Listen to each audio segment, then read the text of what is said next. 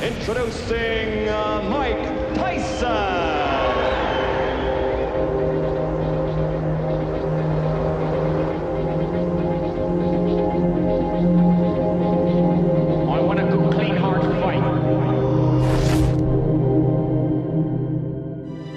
Michael Gerard Tyson grew up in the Brownsville area of Brooklyn and was raised by his mother. As a kid, he was taunted for his high-pitched, lisping voice and quickly built up a reputation for fighting. By the age of 13, he'd been arrested 38 times and was sent away to a juvenile home. It was at Tyrone School where he began boxing and was introduced to manager and trainer Cus D'Amato. After watching the youngster spar 3 rounds, Cus claimed that he'd found the next heavyweight champion of the world. In June 1980, Cus became Mike's legal guardian and subsequently his father figure and mentor. He was responsible for realizing the talent of this reckless young boy. Someday you'll be able to say you sparred with him. I did hope that you'd be able to come around again. From the time he came here, he started in training over a period of time. At the end of about 6 months, I would say, the Junior Olympic tournament came up. And I entered him in that tournament. And he won all the fights, local, regional, and national, by 1-round knockouts, which was an extraordinary performance, inasmuch he had no previous experience as a boxer, except what he had acquired in the gymnasium. Now, this, of course, may not seem to be a great accomplishment to others, but to me it was, and more than a coincidence that I was so sure that he would win the national championship that I ordered a big banner, which was stretched across Main Street in Catskill, welcoming him home as the champion, the National Junior Olympic champion. I ordered that before the tournament even ended, or really when it began. And when he came back, that banner was stretched across the Main Street of Catskill.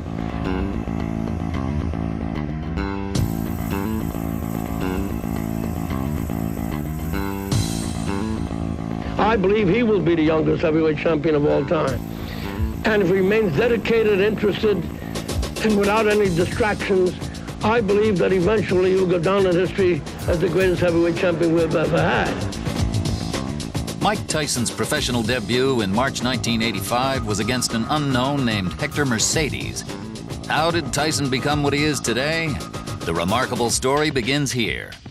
The professional debut of Mike Tyson in the white trunks against Hector Mercedes.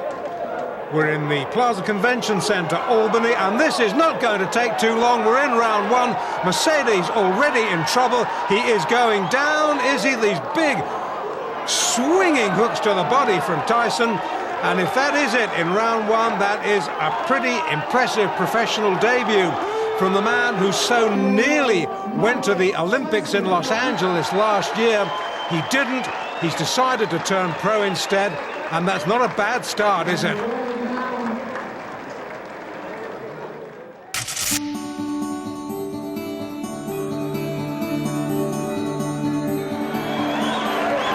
Well, we saw Mike Tyson's professional debut. Hard to believe it's just about a month ago.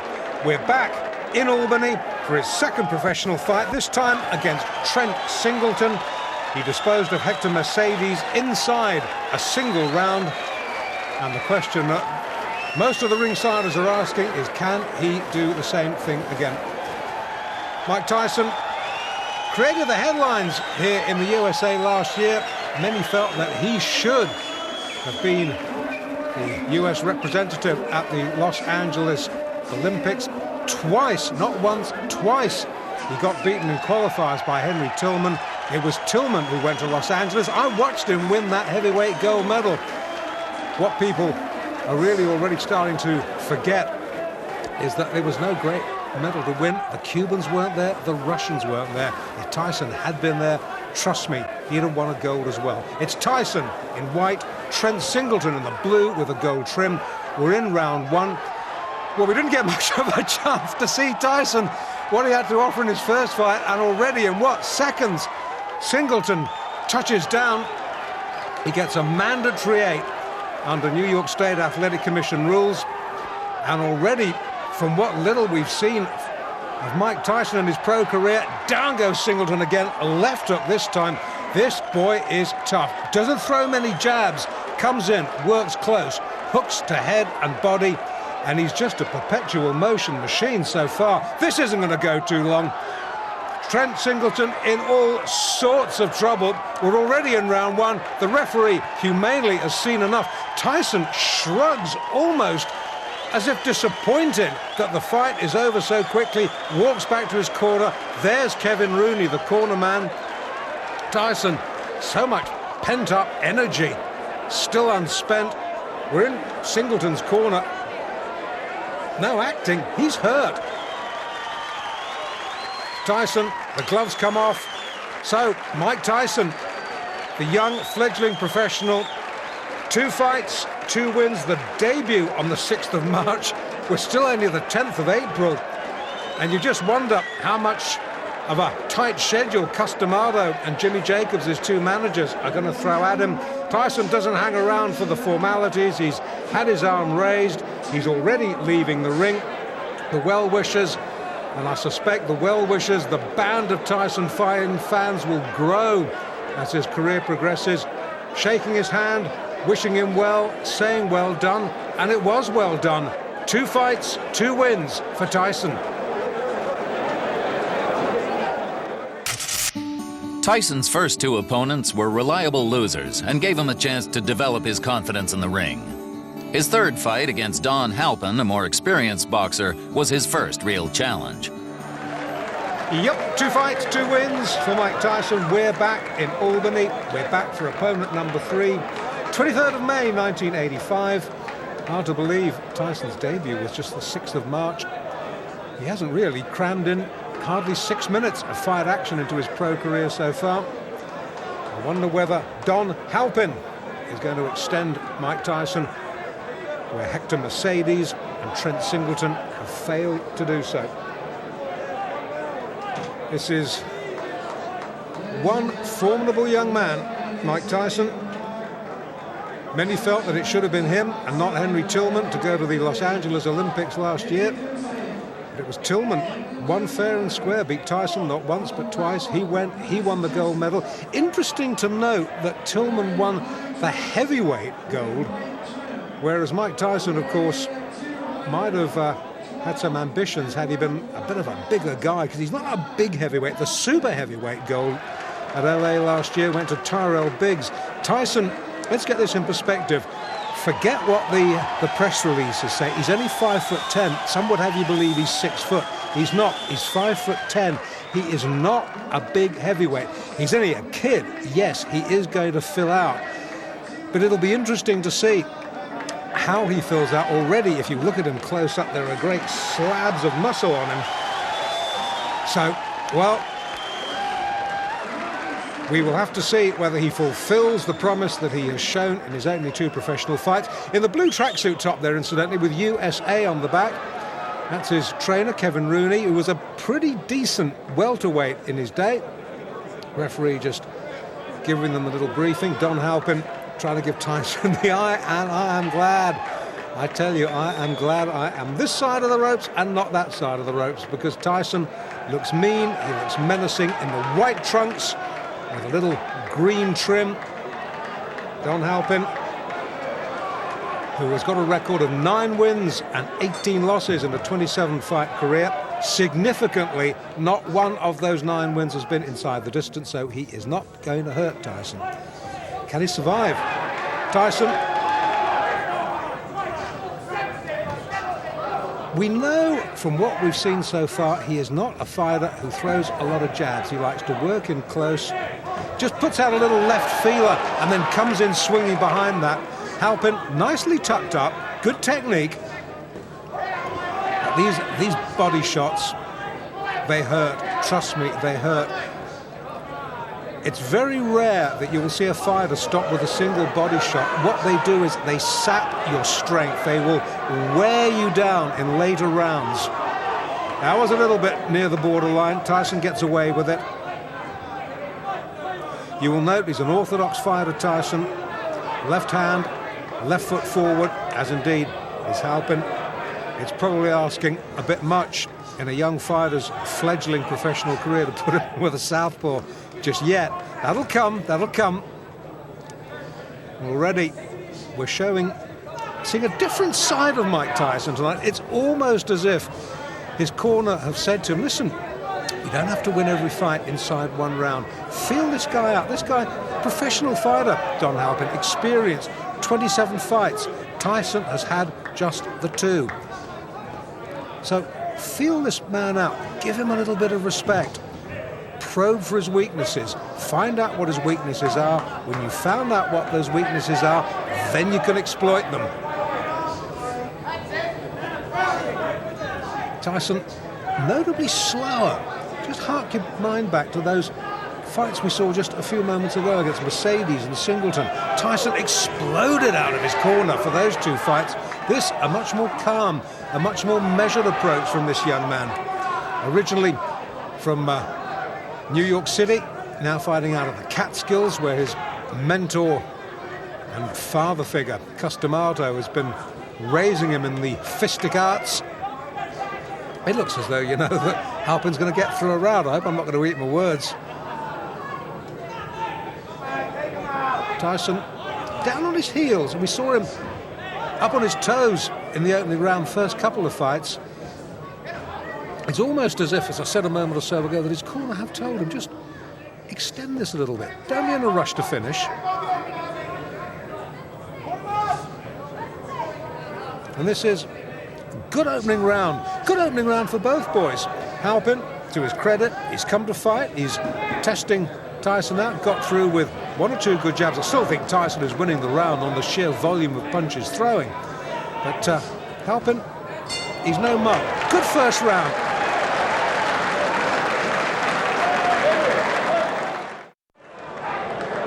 Round 2 of the 3rd professional fight of Mike Tyson's career. Mike Tyson in the white trunks in the left-hand corner nearest us. We're in Albany in upstate New York. It's the 23rd of May 1985. Take your eyes off the ring card, girl. Watch the fight. We've had a good first round between Mike Tyson and his 3rd pro opponent, Don Halpin. And all the more applause and praise for Halpin in that he has succeeded where the first 2 Tyson opponents, Hector Mercedes and Trent Singleton, failed, in that he has heard the bell for the end of round 1. Neither of those 2 gentlemen did. And it remains to be seen just how much Don Halpin, who's an experienced pro, having his 28th fight tonight, it'll be interesting to see just how far he can extend Mike Tyson. Great things expected of Tyson. Cus D'Amato, who, if you're a fight fan, will know was the guiding light behind the career of former world heavyweight champion Floyd Patterson. You will know that when D'Amato says this man can be a world beater, you've got to listen to it, you've got to respect it. But it's D'Amato will have seen things sparring that we haven't seen in Tyson's professional career, because we haven't had a chance to see yet exactly what he's capable of doing. We can see he's a superbly conditioned athlete. Well, that's down to Kevin Rooney and the gym work. We know that he's a good short puncher. We haven't really seen him throw a jab worthy of the name yet. But then again, the perfect heavyweight has yet to be born. I remember once the great Eddie Futch, trainer of Joe Frazier, sitting me down and telling me what Muhammad Ali's weaknesses were. And I was a fellow who thought Muhammad Ali didn't have any weaknesses until Eddie Futch told me. And when Eddie Futch had explained it to me, and you watched Ali next time, you realised the truth of what he was saying. So the perfect heavyweight has not been born, but maybe Mike Tyson might be, because that was a jolting little left hook that shook Halpin right down to his heels. He backs up, tries to hold. Tyson clubs him off again with the left. Now this is going to be a real test for Don Halpin. He definitely was hurt there. Looks apprehensively at Tyson over his shoulder. Plods gamely forward. Tyson just jinking side to side. Good upper body work from Tyson. Looking for the opening. Fires out a jab. Misses. But again, these little hooks of his rarely do. Going back to what I was saying about Ali, never missed with a jab. but was not that good, strangely enough, fighting inside. Now, Tyson is almost the mirror image of that. Haven't seen him jab effectively yet, but boy, when he gets within close range, you better watch out, because he is a bit good. And he's starting to get through to Halpin now, and he's starting to hurt him. Leading with the right, just switching to southpaw there for a minute. Leading with the right hand, right foot forward. Good right hand again from Tyson. Hasn't quite got his range yet as the youngster.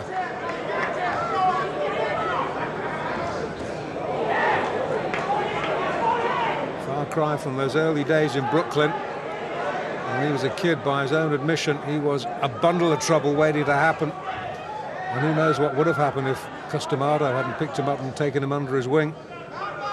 Let's not dwell on that. Let's dwell on the positive. Let's dwell on the fact that we just might be seeing a man who could go on to great things in this heavyweight division. End of the second, Tyson glares at Halpin. Halpin, he's having none of it, ignores him, walks back to his corner. Tyson almost affronted that Halpin had managed to go 2 rounds. Round 3 now of this scheduled 6-rounder in Albany in upstate New York. Mike Tyson in the white, Don Halpin in the blue with the white trim. 2 completed rounds. Tyson has taken them both quite easily. But Halpin has posed in the sort of thought-provoking opposition that Hector Mercedes and Trent Singleton, the opening 2 opponents who folded inside around the pair of them, haven't managed to do. And maybe Kevin Rooney in the Tyson corner has said, well, okay, you've worked this man out, open up a little bit now. Halpin, a little rueful grin, snakes out a right. You saw Tyson's head go back there. Score 1, Halpin. Once again, Tyson switched to southpaw. Back to orthodox now. Now that's a sign of supreme confidence, isn't it? A young man in only his 3rd pro fight, effortlessly switching between orthodox and southpaw.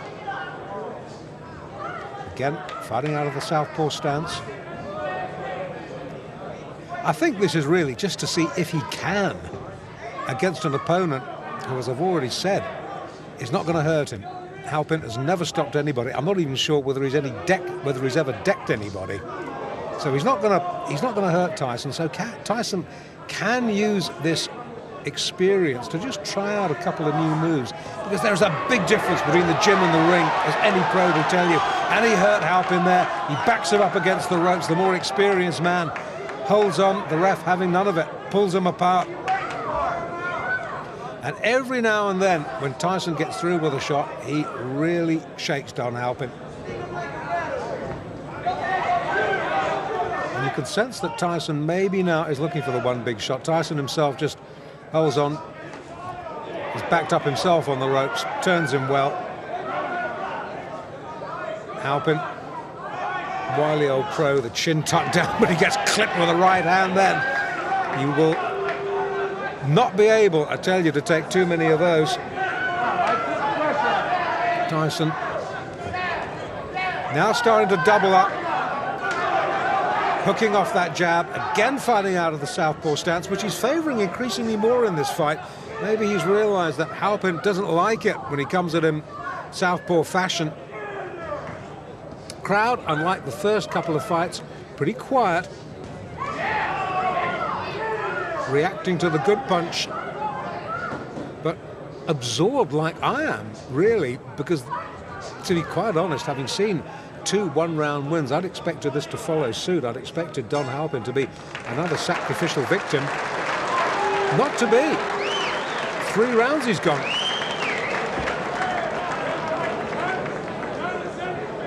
Well, I don't think there can be too many doubts that Tyson has won all 3 rounds. And I would think that Kevin Rooney there in the blue tracksuit top is pretty satisfied with what he's seen. Tyson, in case it needs any saying, has never been remotely troubled at number 4. Has got a slight problem. Great cheer, biggest cheers of the night, as the ring card girl straightens it out.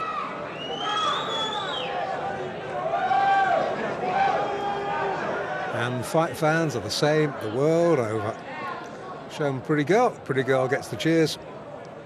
And the fighters, for the moment, are forgotten.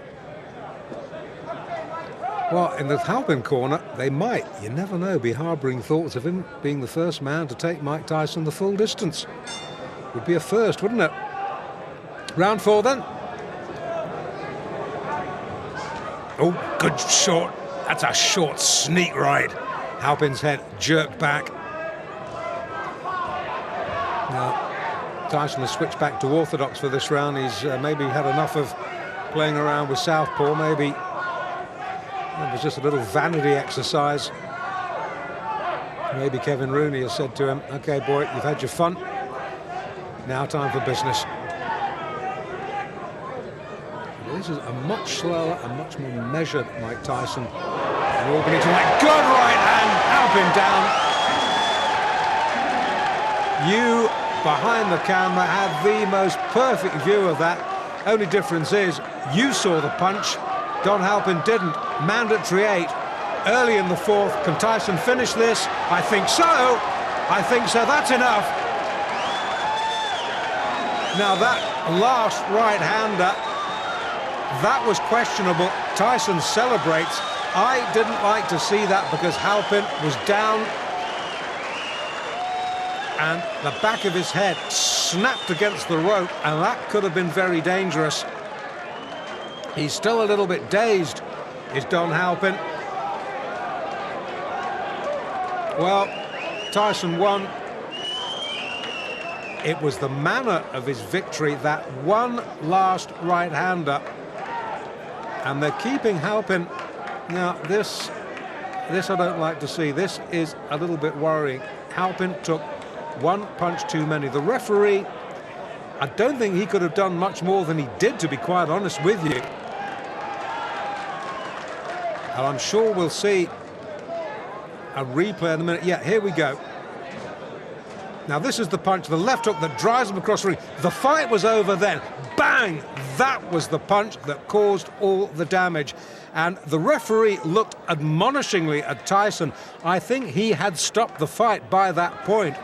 It was the left hook, right hook combination that had finished it. Halpin was out on his feet at that point. If the ropes hadn't interrupted him, he would have been on the canvas. And that one extra right hook from Tyson, unnecessary, didn't like to see that. Got away with it. And I'm sorry to have to tell you, we're looking at Tyson here, I'm sorry to have to tell you that Don Halpin is still down on the canvas. Now, they will be keeping him down just as a precaution. The worst thing when a fighter gets knocked out badly, the worst thing you can do is try and get him back on his feet quickly. And these are experienced cornermen, experienced ringside medical officials, and they will be just slowly, gently bringing Don Halpin round in his own time. We haven't as yet, thankfully, seen any call for a stretcher, and Tyson now looking a little concerned, maybe trying to justify why he threw that last right-hander. The statistics will show that it was a 4th round knockout, and he's a little bit concerned, sort of shaking hands with Halpin's cornerman. The cornerman may be remonstrating a little bit with Mike Tyson there. The Halpin corner not happy. The crowd, as you would expect, subdued. No fight crowd anywhere in the world likes to see this sort of thing. As I was saying, it will go round, it will go down in the records as Tyson's 3rd straight win. But the manner of the win, well, maybe a question mark over it.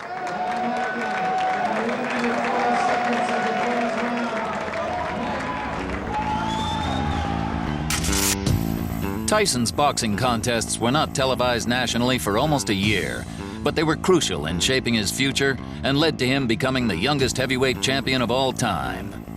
The extraordinary journey continues in the next episode of Tyson, Raw and Uncut. Mike Tyson! I believe he will be the youngest heavyweight champion of all time.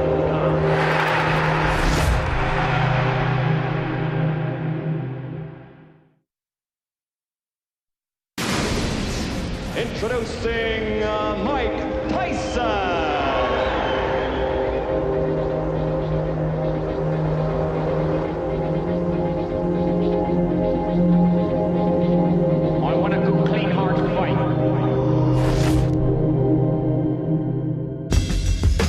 From the moment Mike Tyson entered the ring, his challengers were carefully chosen to mold a path that would allow the youngster to learn and develop as a boxer. His debut opponents were reliable losers, and his talent immediately demanded a bigger challenge. Fight number 4 was against Ricardo Spain.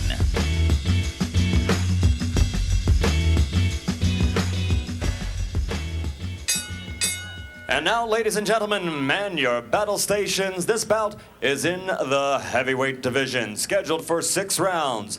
The referee for this contest is Joe O'Neill. And now introducing first in the red corner. He's wearing the white trunks with green trim and weighs 217 pounds even. From Catskill, New York, he is undefeated in 3 professional bouts, all victories, all knockouts. Ladies and gentlemen, a big hand for Mike Tyson. And his opponent in the blue corner. He's wearing the black trunks with white stripe and weighs 184 1/4 pounds. From Columbus, Ohio. He's also undefeated, 7 in a row, 5 by knockout. Ladies and gentlemen, Rick the Ram Spain.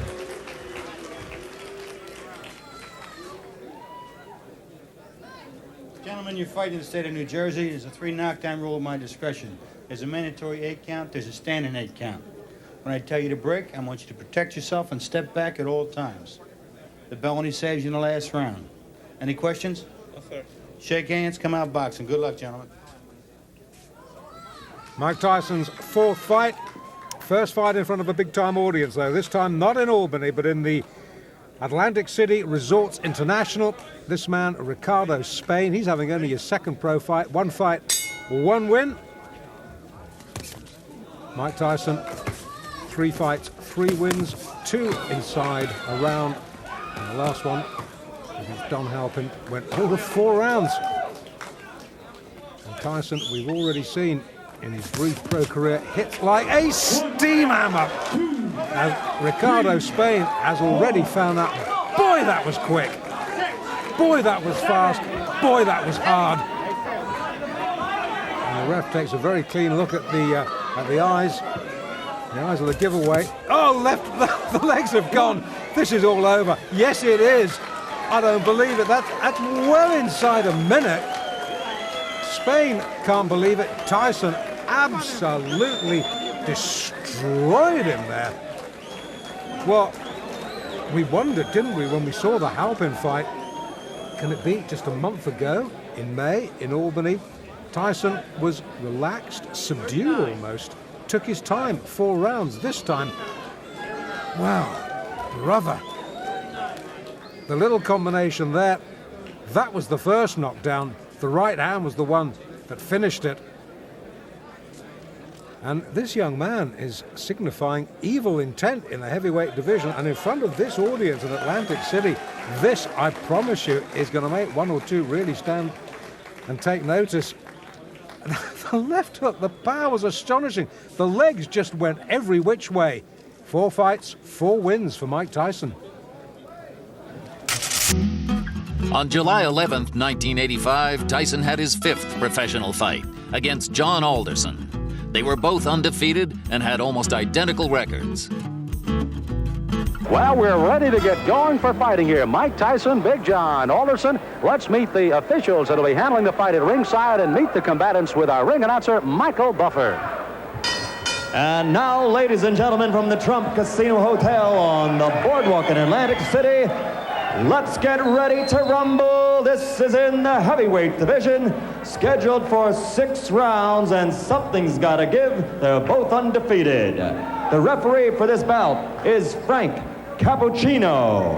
Introducing first in the red corner, wearing the red trunks with white trim, weighing 226 1/2 pounds, from Cabin Creek, West Virginia, his professional record, 4 consecutive victories, all by knockout. Ladies and gentlemen, John Alderson.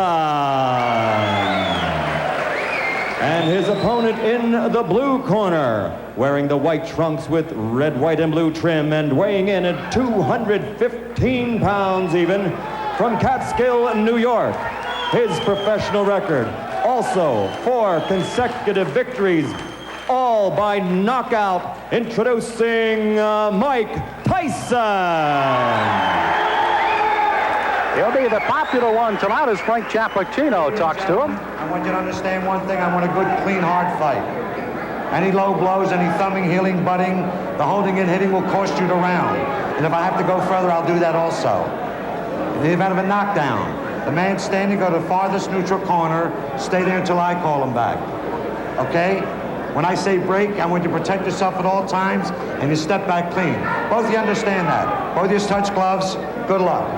Well, the folks back in West Virginia may not recognize this man without his miner's hat. He's come out of the mines to fight. He won May 31st, a second-round knockout over George Mayweather. And his opponent also with a 1-round, as a matter of fact, 39-second fight against Rick Spain here in Atlantic City on June 20th. That's Tyson. Tyson in the white with the red stripe, solid red trunks. With the white stripe will be John Alderson. Alderson, a tremendous height advantage. Al, how much will that play a factor in tonight's fight? Well, he has got to keep Tyson off him. Use the jab, the straight right hand. And Mike Tyson gets inside very effectively. It's one of the things he does. So, and he'll go to the body once he gets there. So I don't know if the height in itself will be a big edge for Alderson. Alderson said if he does get inside, look for me to tie him up. I'm not going to try to rumble with him in there. I don't blame him. So Frank Cappuccino will have a busy night tonight, and this 6-rounder may not last very long with the kind of shots there. A left hook right to the face that time of Alderson. That was a strange punch, but Tyson is so powerful, no matter how he delivers those punches, they hurt. Boy, every punch Tyson throws is meant to knock you out.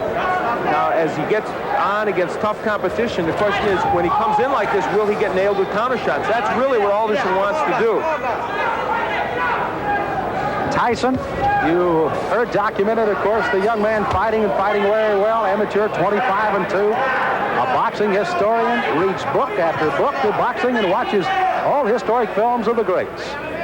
He's got an edge. His manager, Jimmy Jacobs, has the largest fight film collection in the world, so he can look at all those. He does look at all the former heavyweight champs. And of course, he's a long way from being that, but he's such raw talent at his age, you can't help but think about it. Al, how much pressure and how much can a 19-year-old take putting the pressure on to be the youngest champion in the world? Well, of course, that's them talking. That's Customato and Tyson making these bold predictions, and they put pressure on themselves. Now, Tyson switches to southpaw. I haven't seen him do that before. Interesting. Lands with a lead left. Alderson is already bleeding from the nose, and I think that was from the very first left hand. Tyson, you can see almost like a bull as he just chases Alderson around the ring. Big John said he had to get off first tonight. He has got to use those long arms to his advantage. He has not been able to do so far in round 1. You know, when Tyson switches to southpaw, I think that's the clue for Alderson with that long reach and height to throw the straight right hand. I would just let that punch go. Alderson, a very good amateur record, 154-12. Took 3 years off from boxing, however. Worked in the mines in West Virginia. They started the laying off down there, and he went back into the boxing ring. And here he is at 4-0 with 4 knockouts. And already he's had a rugged first round. For Alderson, I think the key, he has got to throw that jab and follow with the straight right. Has done that only once and did land the right, although it didn't hurt Tyson.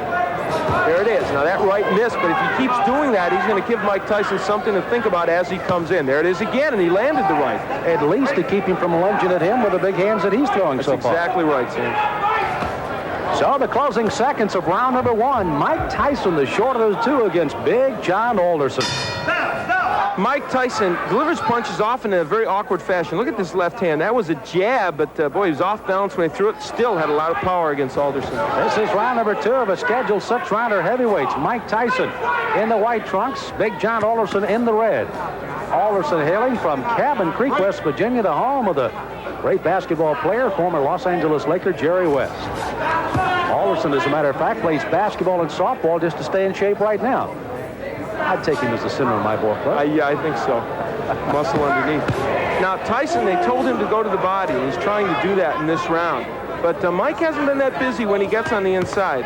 Good uppercut by Tyson. Alderson, you saw there, tried to lead in with a left jab and a right hand, but left himself wide open for the ducking Mike Tyson as he went right underneath. Mike Tyson doesn't wear any socks. I don't remember seeing a fighter in a long time that doesn't wear any socks. Or if he does, they're so short they don't even peek out over his shoes. I don't know what that's apropos of. It's the first time I've ever seen it, and it's kind of odd. Now there's the right. Oh, good countering right hand, and that stunned Alderman. He backs up another right hand, a combination by Tyson, and he goes on the attack. On the inside, Tyson is just ferocious. He throws those good, short, quick punches. The longest fight Tyson has ever been in has been a 4-rounder. He got a knockout there. His other 3 fights were first-round knockouts. Dan Halpin, I guess, is the only man, and this one may not go much longer, as a crushing right hand sends Alderson down. He's got a terrible cut over the left eye already. Frank Cappuccino right down in his face. He's going to make the count at 8. But that cut just on the outside of the left eye starts to ooze some blood now, and Tyson goes right back in on top of it. Tyson trying for his 5th straight knockout. Alderson weary on his feet, ready to go at any time. He's just trying to survive now. He's got to throw something out, though. He's laying in with Tyson. Frank may stop this fight. Ruling that as a slip, not a knockdown. Alderson peeking in over that swelling left eye, and here comes Tyson. Alderson throwing a right hand, no effect. Left hand that time sends him reeling against the ropes. He's almost virtually out on his feet right now, 29 years of age. Again, as I pointed out at the top of the show, that in itself could prove to be some difference in this fight, if nothing else. You know, Tyson looked at Cappuccino a moment ago as if, do you want to stop this? There he goes right back to work on that left eye as Alderson stays on his feet. Try to gamely throw a right hand as you see the closing moments of the second round here. Alderson down in this round, may survive as he goes down again at the bell. He's got to get up. Now, a fighter cannot be saved by the bell in any round with the exception of the last, so he must come to his feet at the ruling of the referee says okay. He is, and he goes into his corner. But if he comes out to answer this bell, it'll be a gutty performance by Big John Alderson. Here's his mouthpiece. Here's his mouthpiece. Here's his mouthpiece. Look, why don't you just come back and fight another day? Huh? Okay.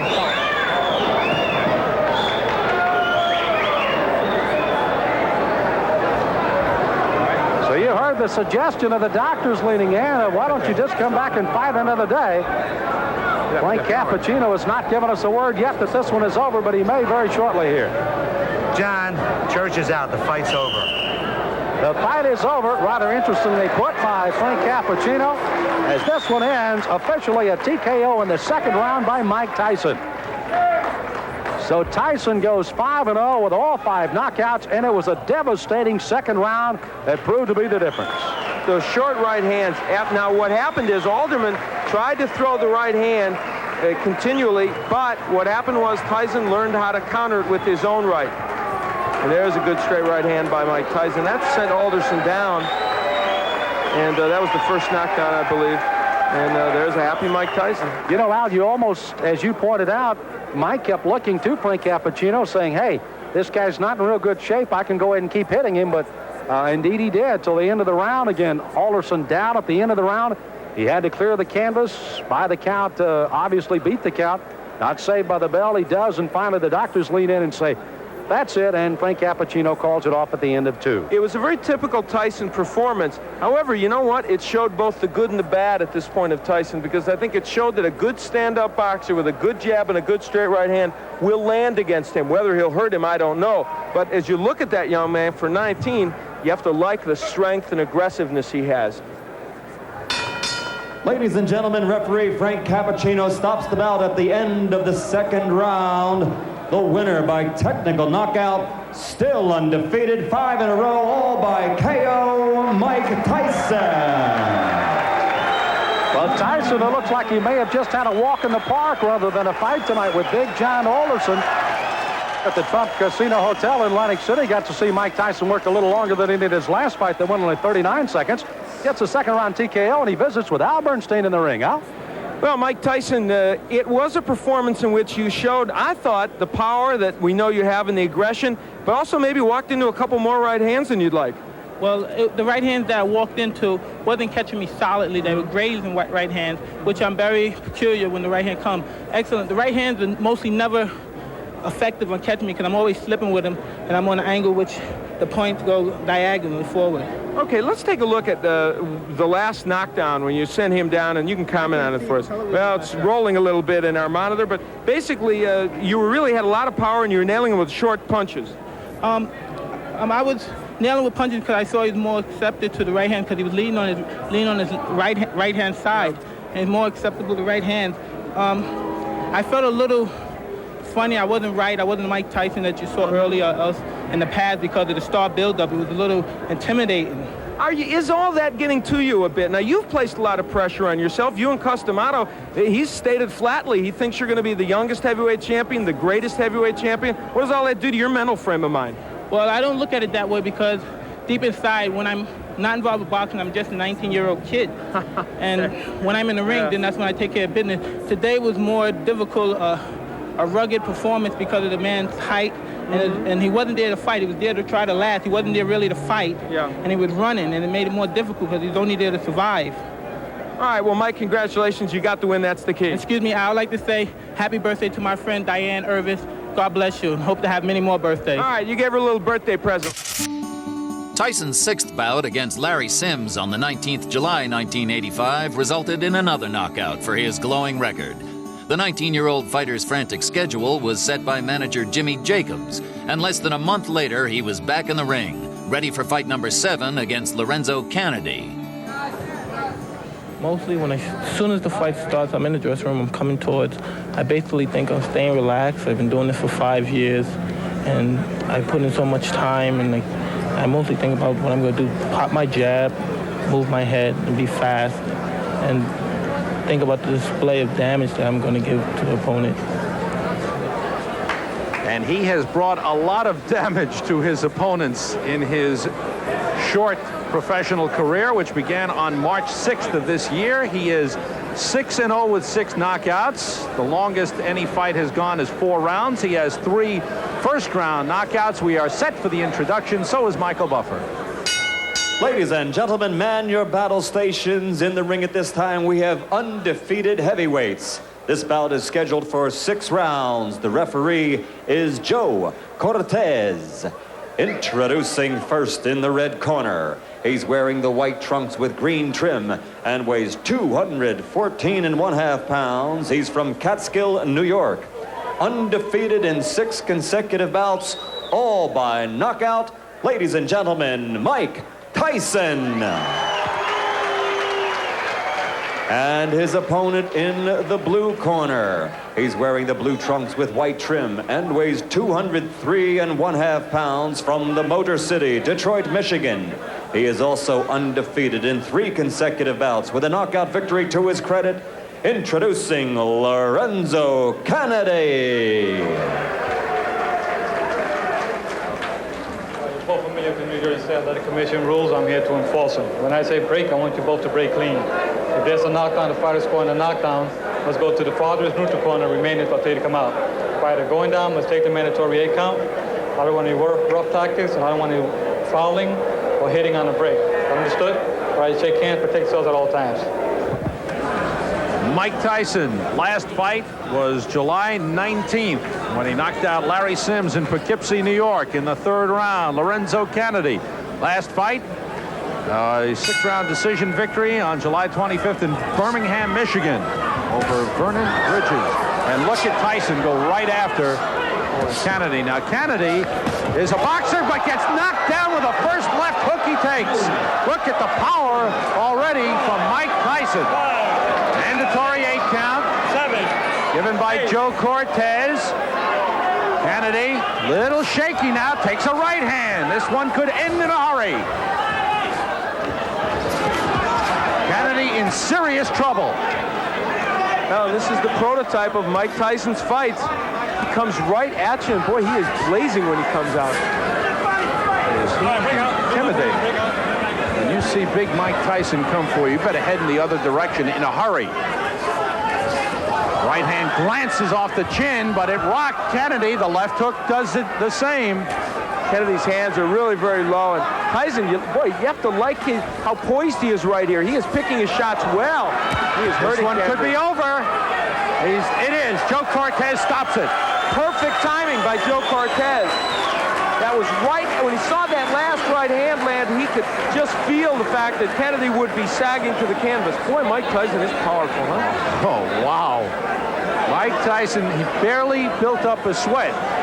But you know he was warm and ready. He came out fired up. It is 7-0 with 7 knockouts. Lorenzo Kennedy's first loss, he looks like he's okay, being checked out by the doctors.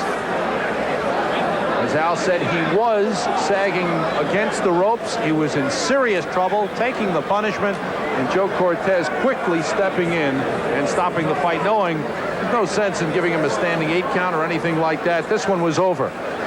Let's take a peek at the first knockdown. This was, as you said, Sam, the first good left hook that Tyson landed. He dips under, throws this left hook. That's a nice move. Is that a Joe Frazier left hook? It really is. And you know what's so nice about that was the way, the old dipsy doodle.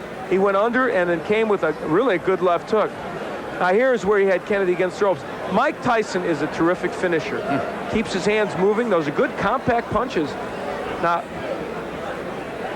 and Joe Cortez steps in, and you have to like even what you saw in this short performance by Mike Tyson.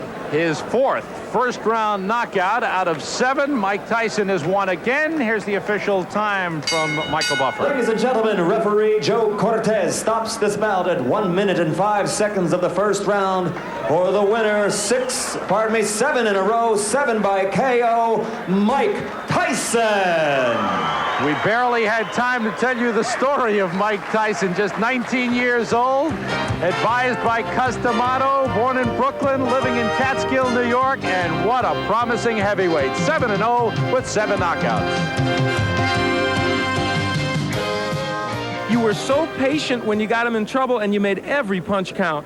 Well, that's what basically me and my manager, Customato, was training on from the beginning. You don't have to throw a lot of punches, but every punch you throw, make sure it hurt him, hit him in the right spot where he's vulnerable at. And that's what I was trying to place the punch. With every punch hit him, he'll be hurt at all times. All right, let's take a look, Mike, at the first knockdown when you hit him with that left hook. And, boy, this was a beautiful move. Boom, perfect timing. Usually I hit somebody like that, it was a little bit off balance because I try to graze his chin. When you graze the chin, it's like a home run. You hit a home run, you don't even feel it. And that's the point that usually put him out permanently. Well, now you did that, a great dipsy doodle move. You ducked under his jab and then came up with that left hook, and it was outstanding. And I know that's one of many, many things you've been working on. And even in this fight, in the short time, we could see your punches were so short and compact, they look great. Well, as you know, I'm 19, and I'm just improving. That's not all I'm doing. There's a lot of other things that I could do very well. And as time comes and I'm learning in the learning stage as I am now, things are going as more and more as I like it to be. It's difficult, isn't it? At 19, you have progressed well, certainly, and you have all this power. It's tough to know who you should be fighting right now. You're fighting journeyman heavyweights as you come up, which is appropriate, but there must be the temptation, I would think, to think, I can fight a better guy quicker than maybe you ought to. Well, I'm good enough to fight some top fighters right now, but until my manager, Jimmy Jacobs and Bill Caton and Customato decide I should fight one of them, then I'd be happy to go along and fight anybody. But at the moment, I have to go. I'm not a fighter that's out. I'm not a freelance agent to say, well, I want to fight him. I got to go by the rules. Right. And you know how the business is. You got a boss, too. Okay, that's true. We all have bosses. Well, right now, you're the boss in this ring, that's for sure. Mike Tyson, a great performance. Mike has an ability to slip punches that has not been seen in the heavyweight ranks or almost any other ranks since Muhammad Ali. It's been a long time. That's Muhammad Ali at his best when he was able to do that. In his later career, he wasn't able to. This is what he has. He's elusive, and he's a great boxer. People do not realize it. And that's what makes Mike Tyson so great and potentially one of the great fighters of all time. Mike Tyson's devastating punch distinguished him very quickly, and after 6 months on the professional stage, his record stood at 7 wins, all by knockout. The boxing world was watching. But was this just a boxer with an extraordinary punch, or was this the next boxing great? The Dynamite Kid's under pressure in the next Tyson Raw and Uncut. Mike Tyson! I believe he will be the youngest heavyweight champion of all time.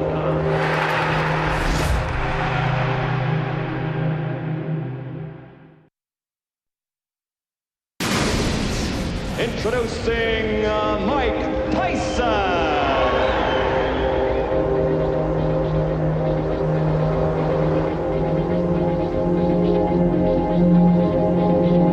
I want a good, clean, hard fight. 6 months into Mike Tyson's professional career, and his reputation was growing, as was the issue of finding a boxer who could last more than a couple of rounds with the Iron Man.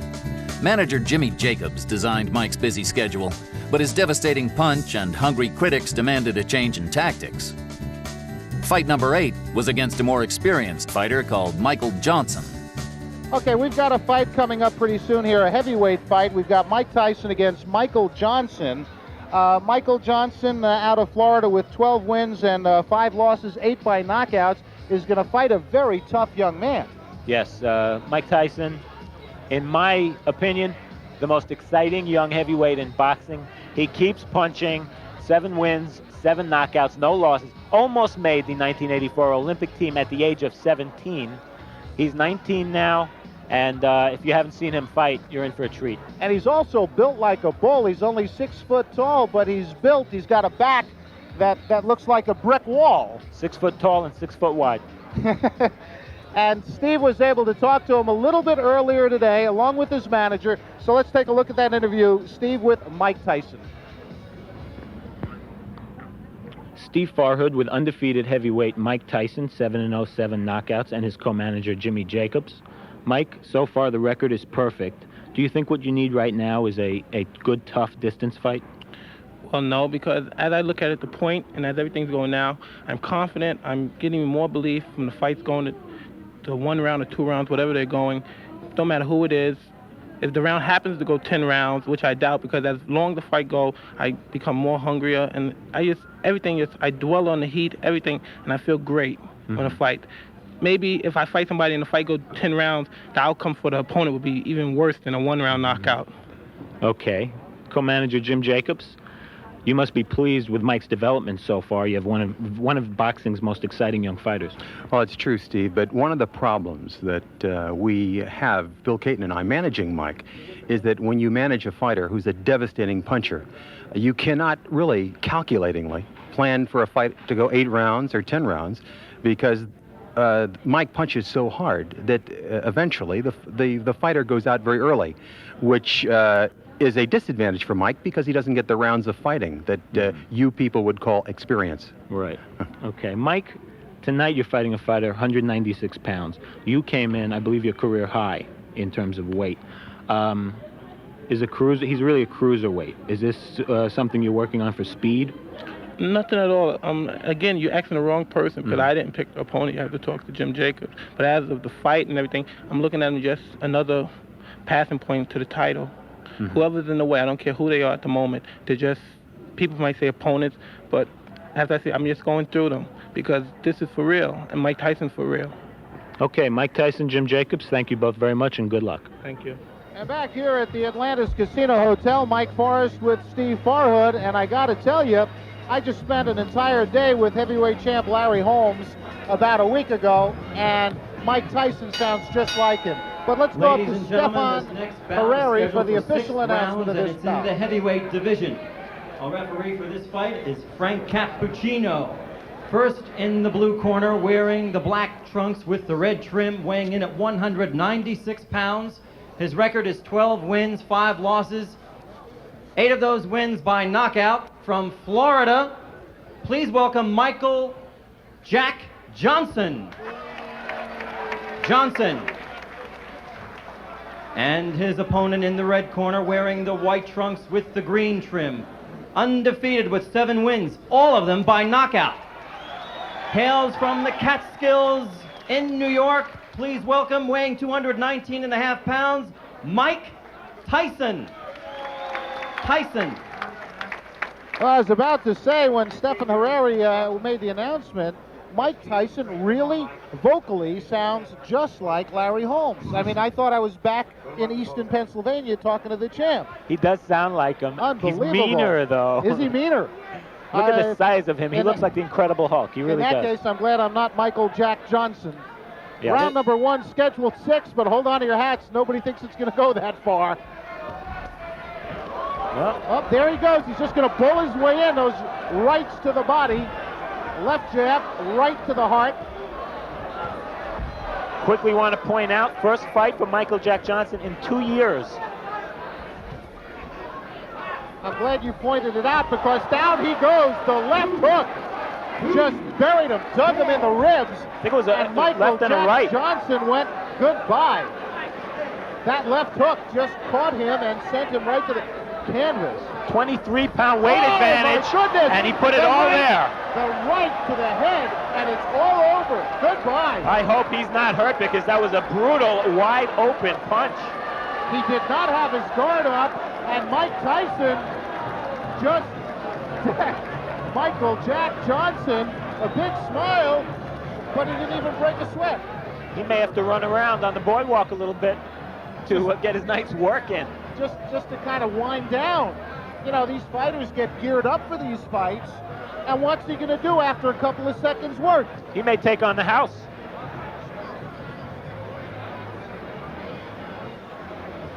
It was a right hand. It was a right hand right there. No, we didn't see it yet. I'm sorry. Here it comes. There's the left There's hook. the hook to the body. And he missed the with right. the right. Yeah. It was just the left hook, and he has so much power in that left. I mean, that's the kind that breaks ribs, folks. That was a left hook to the liver. Oh, my goodness. And look at that, man. That's Michael Jack Johnson flat on the canvas. The ring doctor kneeling over him as Mike Tyson has the gloves cut off. I don't even know why he bothered putting them on. Okay, Mike Tyson with the gloves off. Michael Jack Johnson got up off the canvas. One right hand. He didn't wait for an invitation. Here it comes. Whoa. I'll tell you, Michael Jack Johnson earned his money the hard way tonight. Well, there's not much to say about that knockout except to watch it. I think, as a matter of fact, that was such a fantastic finish. By the way, there's Michael Jack Johnson getting up, and I think my friend Steve Farhood is going to get up into the ring, and we're going to have him talk to Mike Tyson as soon as he can get in there. Look at Michael Jack Johnson. He's still hurting. That jaw might be broken. That jaw may very well be broken.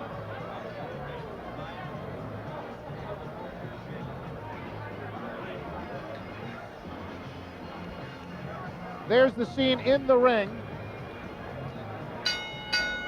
Ladies and gentlemen, referee Frank Cappuccino stops this bout. Actually, it wasn't stopped. It's by knockout at 39 seconds of the first round. The winner, and still undefeated, with 8 knockouts, 8 wins, from the Catskills, New York, Mike Tyson. Unbelievable. Tyson. Have a nice round of applause, please, for Michael Jack Johnson. And there's your winner. All by knockouts, all 8 victories. You heard it, 39 seconds of round number 1. The man, in the truest sense, is an animal, but we say that in a positive way as it refers to almost any athlete. You say he's an animal, it's a very big compliment. There's your loser, Michael Jack Johnson, still sitting down. The ring doctor will not allow him up until he's sure he's okay. He took a brutal shot to the face. A fantastic right hand by Mike Tyson, who is going to go a long way because he is strong. He is like a bull. And Steve Farhood is getting prepared to talk to the winner. As you look at the loser, still wondering where he is. Look at him. He still looks a little bit woozy. I wonder if his jaw did get broken. That was a tremendous shot he took. There's your winner again. As Steve Farhood is now in the ring, and he'll be talking with the winner right now, Mike Tyson, and his manager, Jimmy Jacobs. Take it, Steve. Steve Farhood with the winner, Mike Tyson, manager Jimmy Jacobs. Mike, the first knockdown, left hook to the body, you saw an opening? No, I was practicing mostly on the punching to the body. In this fight, I was very relaxed and very calm, and I plan on staying that way for all my fights in the present. And as you say, when I caught him with the left hook, I heard him grunt, and I thought come back real fast, and that was the game plan. The right hand after that, you didn't wait for an invitation, went right at him. Not at all. It's my style. You make your own opening. You time things. Everything was set up. When he went down the first time, I knew what was going to hit him, and that's how he planned. To be a pro fighter, I'm the master of the pinpoint. My shots are so accurate and so precise. not to be egotistic, but when they land, they're so precise. I just can't help it who you are. You have to go down because there's a law when Mike Tyson hits you. Any heavyweight was going to go down from that right hand the way you hit him. I believe so also. And I'd like to thank my manager right here, Jim Jacob, for giving me the opportunity to fight with Jeff Levine. Okay, let's bring Jim in here. Jim. Hi, Steve. Is he going to knock out everybody? Well, we have a marvelous problem, Steve, as I told you before the fight. The marvelous problem is that it's very difficult with a kid who throws hydrogen bombs to get him experience. I mean, everyone states, well, why don't you get him fights where he'll go 7, 8, 10 rounds? The problem, which appears to be insurmountable, is that he is one of the most devastating punchers that I've seen in the last 10 years. And that's a problem. Nobody can take his punches. So until we can get someone who can go 5, 6, 7 rounds, it's going to continue to be a problem, a lovely problem. He proved the devastation tonight. It must be very hard also to get sparring partners. It's extremely difficult to get sparring partners, but even more difficult now. Mike has only had 8 fights, but the word is out, and that is that every punch he throws is a knockout punch. I mean, the punches you saw tonight could knock out any heavyweight in the world. And it's a problem. He's a young 19-year-old boy with amazing talent, amazing punching ability, and we're going to have to struggle through. Any timetable we can talk about at this point? He's going to be moved up to 8-round fights, if you want to call them 8-round fights, at the end of this month. But it really doesn't matter whether you schedule a fight for 8 rounds or 20 rounds. You saw the type of punches that he throws, and it's a question of who can survive that type of punching. I don't know of any heavyweight who can take those kind of punches. Jimmy, thank you. Mike, congratulations, the first-round knockout winner. And back to Mike Forrest at ringside. Thank you, Steve. Devastating puncher, Mike Tyson. Let's take a look at the first knockdown. This is the knockout. I'm sorry, because I just saw Frank Cappuccino step out of the way, and I'm glad he did, because if he had gotten in the way of that, oh, my goodness. Oh, good night. Good night, Irene. The party's over for Mike Jack Johnson. Tyson's ninth fight was against Donnie Long, a.k.a. the Master of Disaster, who had a good record and was the first opponent who was expected to cause Tyson problems. This was a step up for Mike, a step away from the comfort zone, and was exactly what the critics demanded. Well, the heavyweights are ready to step back into the ring. Undefeated Mike Tyson out of Catskill, New York, against always dangerous Donnie Long. Tyson has been touted as one of the outstanding heavyweights coming down the pipe, and Al Bernstein takes a close look at him. At 19 years of age, heavyweight Mike Tyson is hard to ignore. Even if you don't think his abilities match his hype, he's quite a specimen. We saw him score one of his 8 knockouts over John Alderson in July. And it was a big right hand that did the job after the usual Tyson pressure attack. Lorenzo Kennedy felt the sting in August when a half hook, half jab sent him down. When Mike gets a fighter in trouble, he's a finisher, and Kennedy couldn't stand up to his assault. But tonight, the opposition is much tougher. Donnie Long. Does Tyson think it's his hardest test? I look at him as a good fighter, as I look at most of my opponents were good fighters. But if I happen to knock out Donnie Long in like 1 round or 2 rounds, will he still be considered the toughest opponent that I fought? What about the fact that he's got more experience than you at this point? Does that disturb you at all, or is it something you think you can cope with in the ring? Well, most definitely I could cope with it. I wouldn't be in there fighting him if I didn't think so and my managers didn't think so. But besides the point, I think fights in there to be won, and you're not in the basis to go in there and say, well, I participated, I was here, I was on television. And if you go in there with that attitude, I think you're in the wrong business. And these fights are meant to be won. I think you should win as many of them as possible. Well, Mike Tyson, just as we saw earlier with Bert Cooper, hasn't gone long in 5 of his 8 knockouts here, Al. And only 3 opponents have been able to get by that first round. He goes out quickly. We've seen that every time. And again, the key question, what if Donnie Long takes him a little longer into the fight? We'll see. Well, Donnie Long is a rather interesting story. He did not fight at all in 1984. He's had 2 impressive fights in 1985. And I'll ask him, going up against Mike Tyson, if indeed he'd be ready for this outstanding youngster. I'm in good shape. I feel sharp, and I feel like I can outbox Tyson.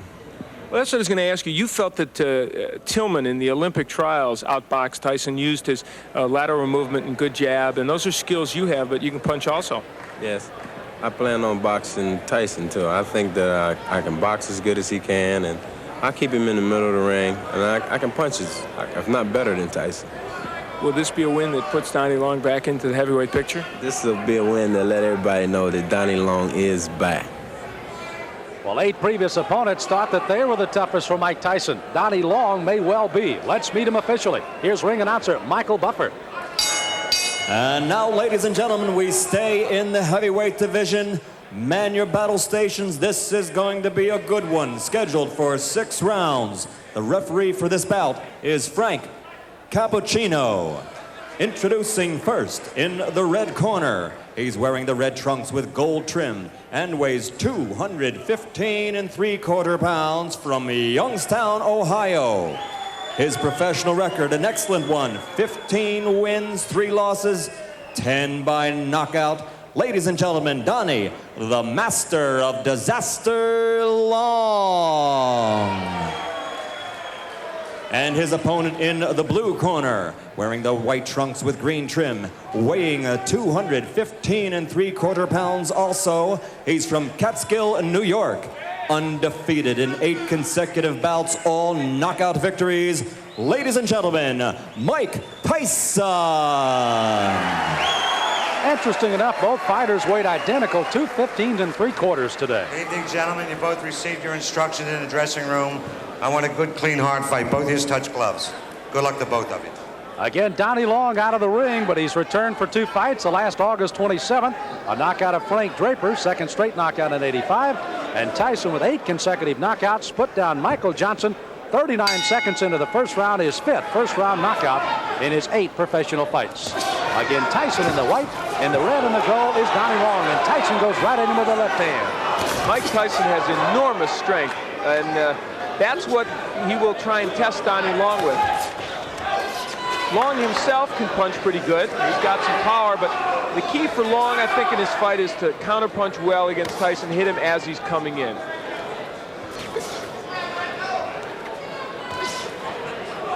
Tyson again, another one of those fresh youngsters, only 19 years of age. Long is 27. Oh, wow. My. Well,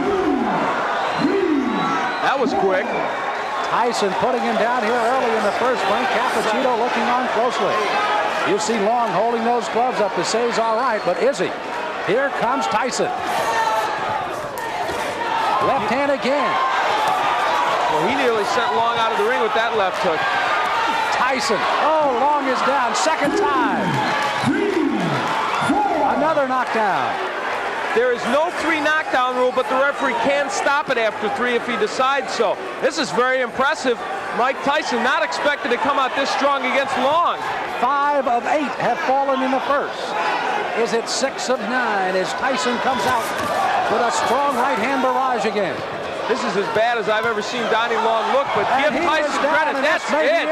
Wow. The left hand puts him down. He collapses, and this one is over as the doctors rush into the ring.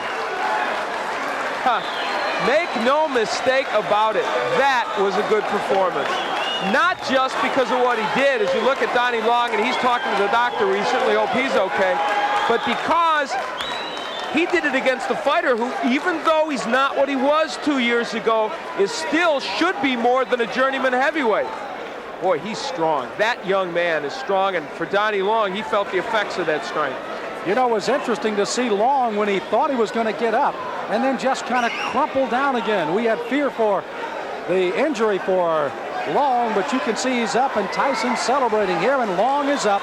And now the celebration can go as we take a look again at a disastrous first round for Donnie Long, a big one for Mike Tyson. Donnie Long came out with the hopes of boxing Tyson, but there, Tyson gets in with a very good left hook on which he had great leverage and hurt Long. I think Long didn't expect that he would be able to be hurt. This is a man, remember, that went 10 with James Broad, 10 with John Tate. Couldn't go even 2 with that man, Mike Tyson. Well, Kevin Rooney looking on, manager Jim Jacobs out in the crowd. Mark Baranski also there as young Mike Tyson has put away Donnie Long in the first. The end of the fight, that left hand, such a short left hand, but delivered really well by Tyson. And they've been working to shorten his punches, and it has been effective. Well, I know there's a guy smiling out there, Gus D'Amato, 77-year-old trainer of Mike Tyson. And let's officially get the time of another first-round knockout for Tyson. Here's Michael Buffer. Ladies and gentlemen, here's the official time. 1 minute, 28 seconds of the first round. 9 consecutive knockouts, 9 consecutive victories. The winner by knockout, Mike Tyson. Mike Tyson with another knockout. Again, his 6th in 9 professional fights. A knockout in the first round. Top Rank Boxing, and one of the bright new stars is Mike Tyson. He visits with Al Bernstein. Well, Mike Tyson is indeed turning into a bright new star in the heavyweight division. Earlier in the day, I really thought that Donnie Long would be a fairly tough opponent for you. He wasn't. Well, like I told you earlier today, if I knock him out in 1 or 2 rounds, would you still consider him that? I thought he was supposed to be, but I guess he wasn't. Oh, now he wasn't. He was. No, he was a tough man. I'm just saying for you he wasn't tough, apparently, because you beat him. Well, first of all, I'd like to just thank Cus for putting in all the hard work and reaching me to the goal that we're trying to approve right now. And I'd like to say hello to all my family back home and to once more my dearest friend, Rory Holloway, back in Albany, New York. And now on the question, I knew from the beginning, but everybody else knew that it was no comp. It was no comp. Let's like the rest of it. A lot of people came to look. Jesse Ferguson came to look. The Fraziers came to look. James Broad was out there. All of you come get some, because Mike Tyson's out here. He's waiting for you. All come get some. All right, well, let's see what you did give to Donnie Long. We'll take a look at the first left hook, Mike, that you knocked him down with. Take a peek at it. Everything was timed. I saw, I put my jab out. He had a good jab, so I said, I'm going to time him. Boom. He wasn't even respected because I saw the right hand keep coming down. And I was very calm and relaxed.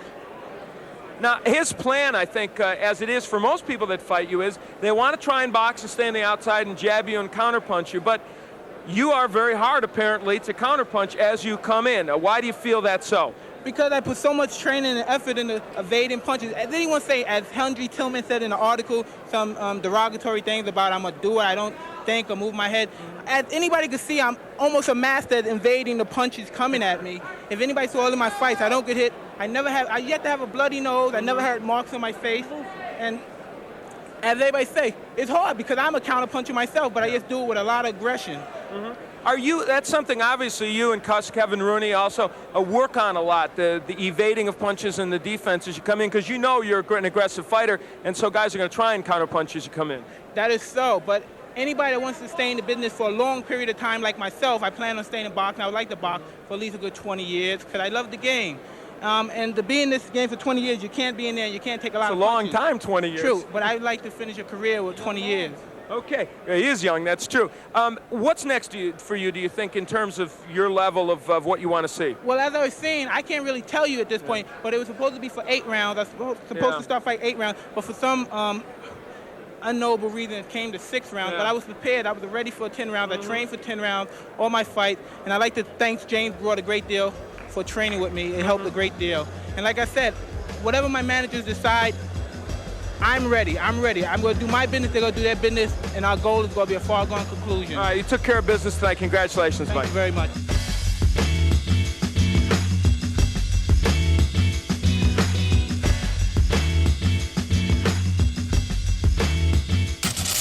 What a phenomenon Mike Tyson was. 19-year-old, 20-year-old boy, the youngest man to ever become champ of the world. He hit guys and knocked them unconscious, not unlike Joe Louis and George Foreman. And he had hand speed like a Muhammad Ali, and he'd move around. He's going to be remembered for a long time. Mike Tyson's fights were turning into a battle of quality versus quantity. He needed more experience before he faced the top heavyweights, but everybody so far had failed to challenge him. Tyson's extraordinary journey continues in the next episode of Tyson, Raw and Uncut. Mike Tyson! I believe he will be the youngest heavyweight champion of all time.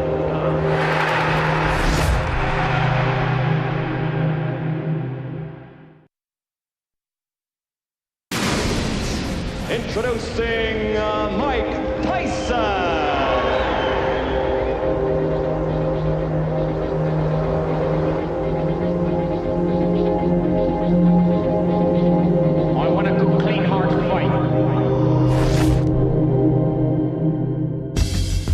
8 months into Mike Tyson's professional career, and he'd knocked out 9 opponents with the kind of ease that had not been seen for a long time.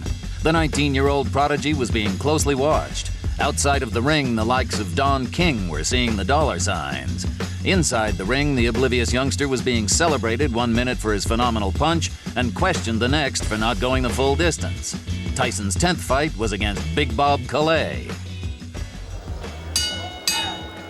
Ladies and gentlemen, this bout is scheduled for 8 rounds, and it's in a heavyweight division. In the ring at this time, the man in charge of the scheduled 8-round heavyweight bout, referee Teddy Pick. And now, boxing fans, introducing the principals. First, in the blue corner, wearing the white trunks with the blue trim.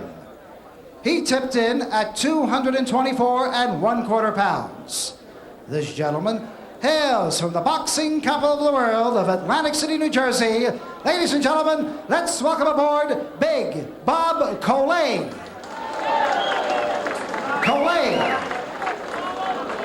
And his opponent in the red corner, wearing the blue trunks with the white and red trim. He weighed in at an even 217 pounds. This young man hails from Catskill, New York. Ladies and gentlemen, here is Mike Tyson.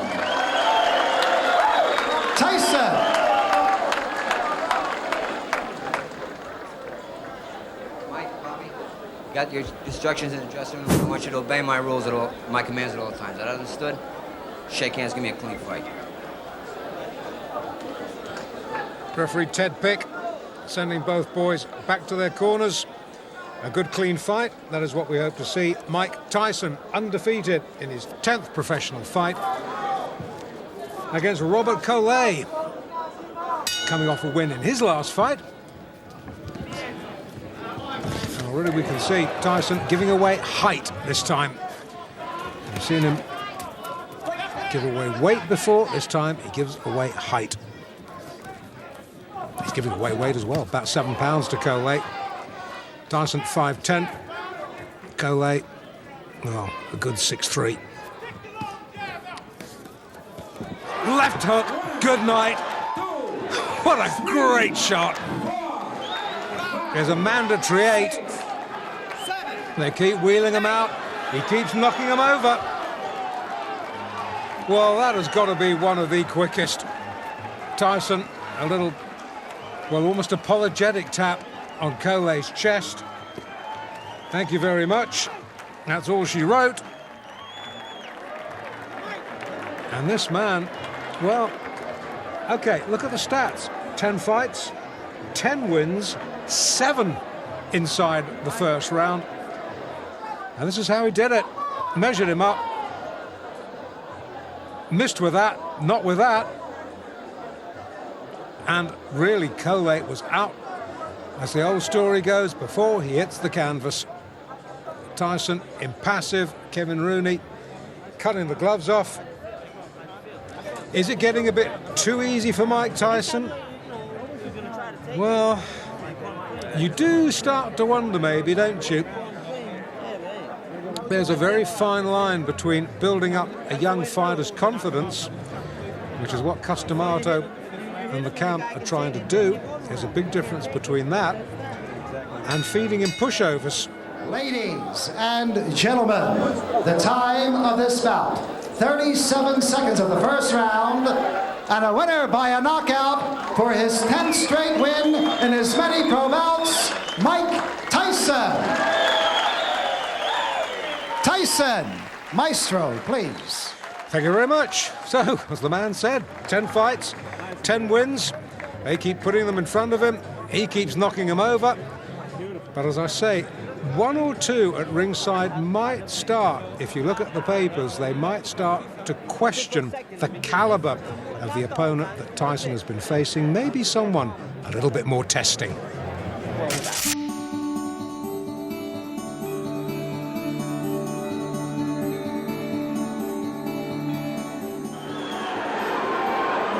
Fight number 11 for Mike Tyson, Sterling Benjamin. The opponent, Tyson, in the dark blue trunks with the white trim. Sterling Benjamin in the red. Last fight, Atlantic City, bit of a come down now. We're in Latham, New York State. We're in round 1, Tyson's 11th fight. 10 wins, 7 inside round 1. Did I say 7? Make that 8, perhaps, in fight number 11. The count is 5.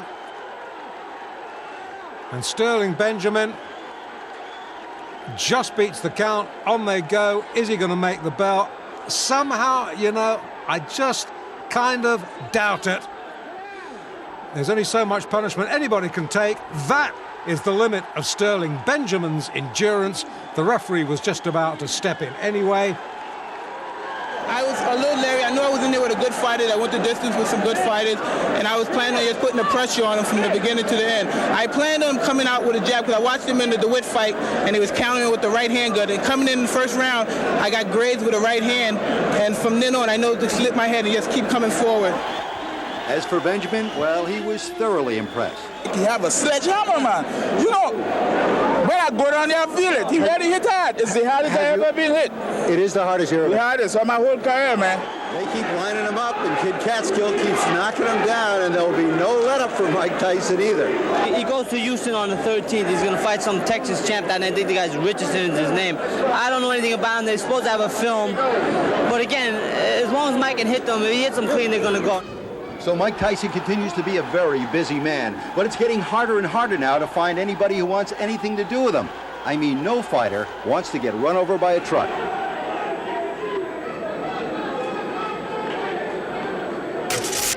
On November 4th, 1985, Mike lost his closest friend and mentor, Cus D'Amato. Co-managers Jimmy Jacobs and Bill Caton continued to encourage the Dynamite Kid. 9 days after the shock, Tyson went to Houston, Texas to face his 12th opponent, Eddie Richardson. This was Richardson's hometown, but Tyson was the fighter they all wanted to see.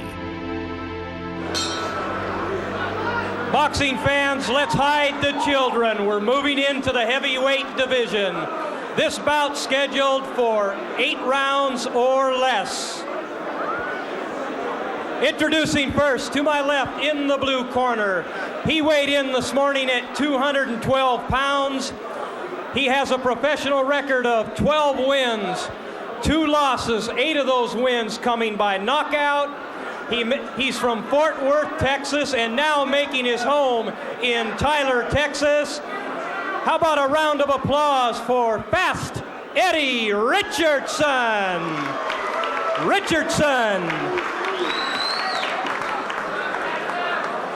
And his opponent to my right in the red corner weighed in this morning at 219 fit, fighting, and ready pounds. He's wearing the blue trunks with the red and white trim. He has a professional record of 10 straight unbeaten wins, and all of those 10 wins coming by knockout. He was handled by the late Cus D'Amato, and now with Jimmy Jacobs. Ladies and gentlemen, from the Big Apple of New York City, Mike Tyson.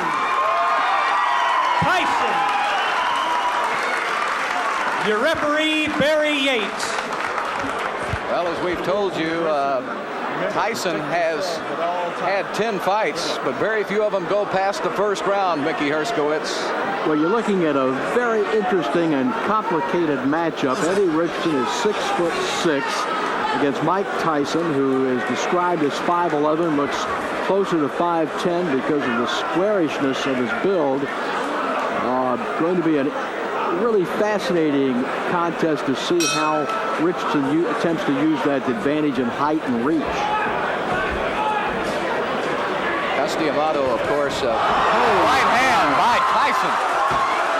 Oh my! First punch he threw. What took him so long? Eddie Richardson, looking at the referee, is in much disbelief as we are. Eddie Richardson said he was going to go after him and test him, and he may have made a very serious error in strategy right there. Tyson is a little icebox rather than a refrigerator, yeah. I'll tell you what. Well, he has a 19 3/4 inch neck. which is approximately the size of actress Shelley Duvall's waist. And you certainly see the punching power in Tyson. One of the real rising stars in the boxing galaxy today, Mike Tyson, a fellow for whom everybody predicts a great future. If they can find some fights for him. That left hand almost drove Richardson right through the canvas. He not only knocked him down, but he absolutely carried him through the air. And it's over. I see right now a major flaw and problem in Mike Tyson's career, and that's going to be to have a fight that lasts long enough to get some good footage on it. I'm telling you what, it's hard to do. Mike Tyson, without a doubt, one of the bright stars in the heavyweight picture, now goes to 11-0 with 11 knockouts. And we're going to be talking to him in just a moment, so hold on. It's hard to imagine Henry Tillman defeated Tyson twice in the amateur ranks. And in Tyson, the Olympic trials. In the Olympic trials. And Tillman, I don't think he wants any part of Tyson anymore. Let's go up to ring announcer Gordon Wood for the official decision. Ladies and gentlemen, referee Barry Yates counts out the Southern boxing champion Eddie Richardson in 1-1-7 of the first round. The winner, and now 12-0, not 11-0, 12-0, 12 straight knockouts, Mike Tyson. Well, we're updating. They're updating his record. Yeah. He maybe knocked someone out in the hallway on the way to in the fight. the ring. I probably happened. Well, you know, Tom Stevenson is a journeyman heavyweight who has fought with Cooney and Carl Williams in their training camps, and he was quoted as saying not too many weeks ago that no one can punch like Mike Tyson. Cooney can't, Carl Williams can't, no one can punch like Tyson, and I'm inclined to believe Stevenson. Mike Tyson, nice to have you in Houston, Texas. You made quite an impression. Well, thank you very much. The town is beautiful itself, and I'm glad to be welcomed here. Well, you lost a dear friend in Cus D'Amato not too long ago, and a lot of people thought you might not come down here and fight. You were quoted as saying Cus would have wanted it that way. Well, most definitely. Even though he didn't, Cus D'Amato, being around him since the age of 13, I'm more like business orientated, and I know not to let anything get involved with business. You know, things happen. We all have disappointments, but we can't let these things stop our lives. We have to go on. Nothing's going to stop your life, young man. Let's look at the two knockouts now. Surely. You caught Richardson early. The first punch you threw. Go ahead and describe it. Well, as you can see, he was poking his jab out, and I was going low, throwing my jab to his body, keeping his mind preoccupied with my jab to his body, and then unpredictable right hand coming up top, and they caught him. I said to Mickey Herskowitz that this knockout punch looked to me like a Joe Frazier left. What would you say to that? Well, I wouldn't say that at all, because everything I threw, it was timed. I knew where it was going ahead of time. He was awkward. He was more on the defensive. That's how some of the punches were missing. But as you see right here, that one punch, I saw his hand come down, and I threw the punch as his hand was up there because I knew it was coming down. And then that's when the punch timely caught him on the chin, and he didn't know where he was at all. Hopefully, and I'm glad he's okay. Okay, well, Mickey, you've got a question? Mike, your fights have been so quick to this point. Seems hardly worth the trip down, but are you getting to a point where you need longer fights, where you need somebody to carry you, to extend you a bit? Well, Mick, it's hard to explain this because I'm in the gym and I'm boxing 10 rounds all the time in the gym. And I'm boxing with good fighters, contenders. And if I could box with contenders and hold my own, I'm most definitely sure I could come in here and box 10 rounds with any man. Sounds like you're getting your best work in the gym then. Most likely, yes. Who would you like to fight right now? Anybody my manager signs the contract with. My manager says fight him, I'm in the ring with him. And a final question about Cus D'Amato. We knew him. He was, of course, one of the great legendary figures of boxing, one of the colorful characters, one of the great trainers of sport. What did he teach you, and what is it that you will miss the most that you learned from Cus D'Amato that you got from Cus? Well, can I tell you, I miss Cus dearly. When Cus left, he had a great influence not only on me, but so many people in the boxing business, a great deal of people in the boxing business. And mostly, the great thing about Cus, every man must believe in himself. You must have the confidence, and you must, no matter what the situation is, you must face the problem. Don't care who it is. Eddie Richardson, world champion, 6'10", 6'12", 400 pounds, muscle bound. You face your problem because that's part of being a man and developing character. Cuss felt that boxing was to a certain extent entertainment, showbiz. You want to entertain the people. And Mike is a very, very entertaining a fighter. He's actually exhilarating to watch. People come to see him fight. In fact, during the early part of his career, the people up in Catskill in Albany would come to see him fight and would go through snowstorms and rainstorms to get to the places where the fights were taking, and they'd all hold cards. First round. They wanted him to win the first round, even though they had spent maybe 2 or 3 hours of the most tough travel to get to the arena. They wanted him to win fast. And that's his style, and he won most of his fights, as you know, in the first round.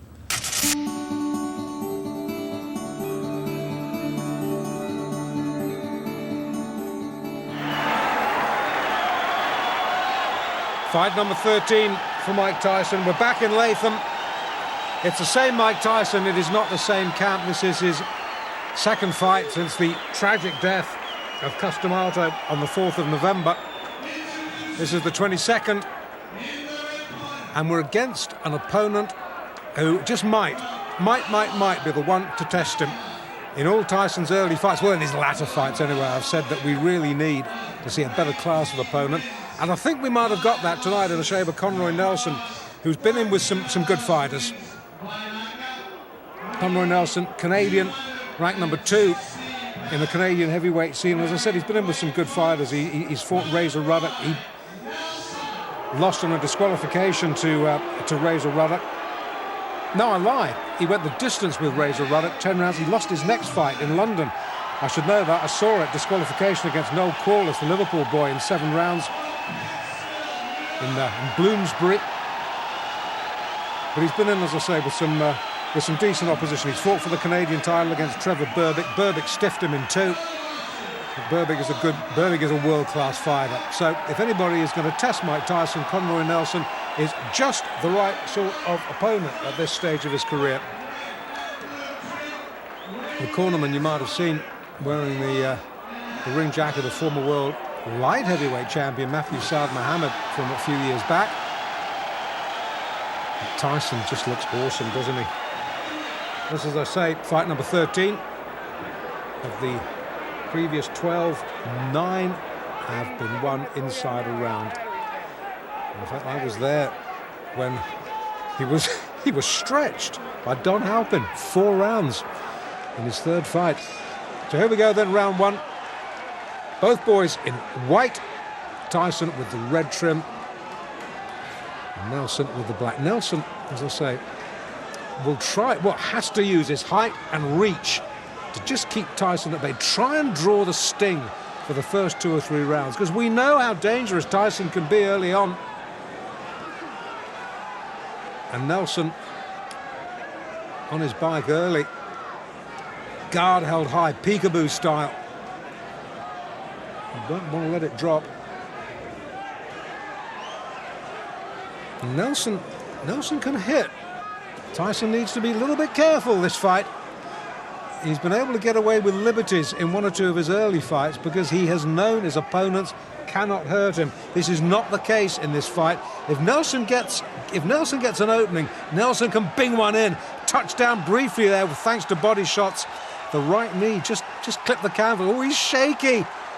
He's so shaky, and we're only in round 1. And this is a good fighter. I can hardly believe what I'm seeing. Sit down, please, sir.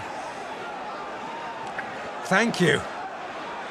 This is the trouble when we're crammed in alongside spectators at ringside. Somebody gets excited and stands up in front of the camera. We can't see. More importantly, you can't see. Tyson can see. Tyson likes what he's seeing. Well, while our vision was momentarily obscured, Nelson seems to have recovered a little bit of equilibrium. In fact, he comes back with a short chopping right of his own there, gets through, but he's covering up very, very tightly now. If he was under any illusions just how good a puncher Mike Tyson was, those illusions will have been sorely shattered. Tyson just falling centimetres short with that big arcing right. Referee Just letting him get on with it. Just a little word. Don't keep it too close, boys.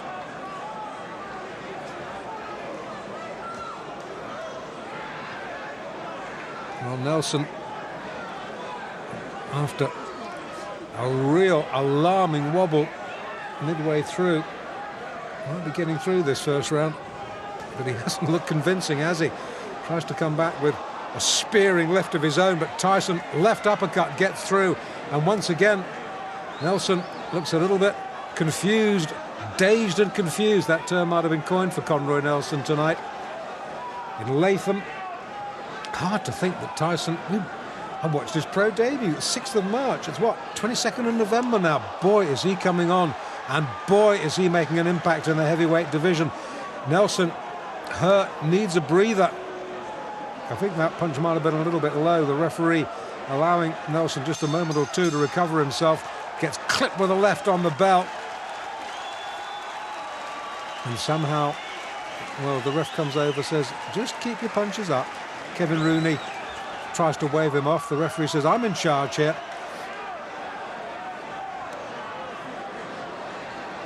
Okay, we're in the second.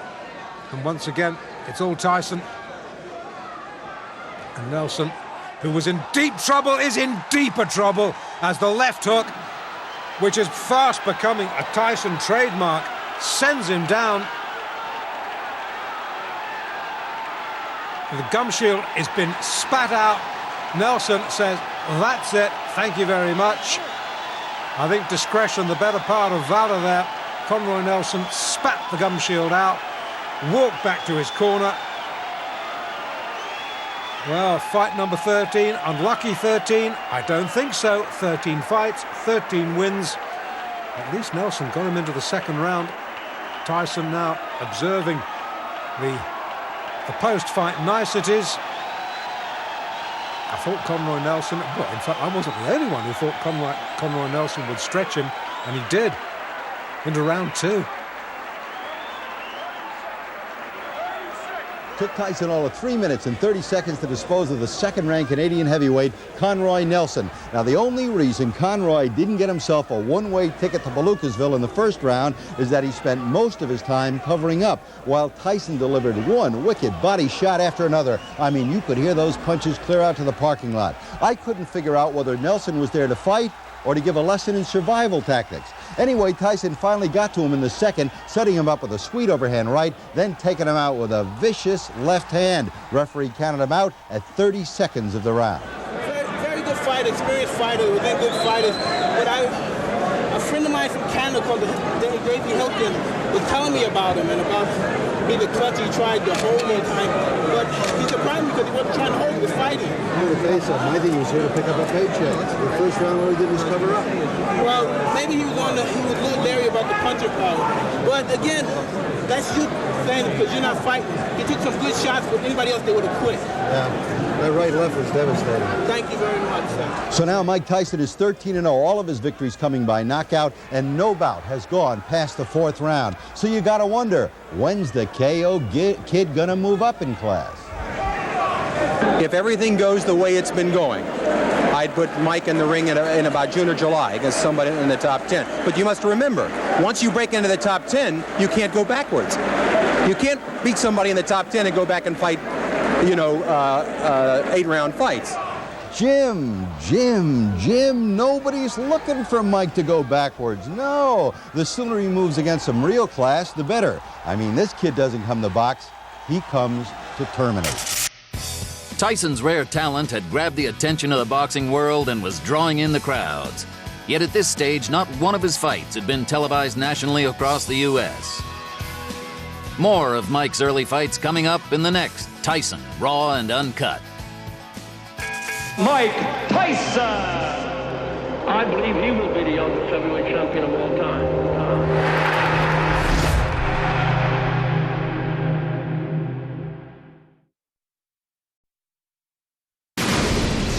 Introducing Mike Tyson!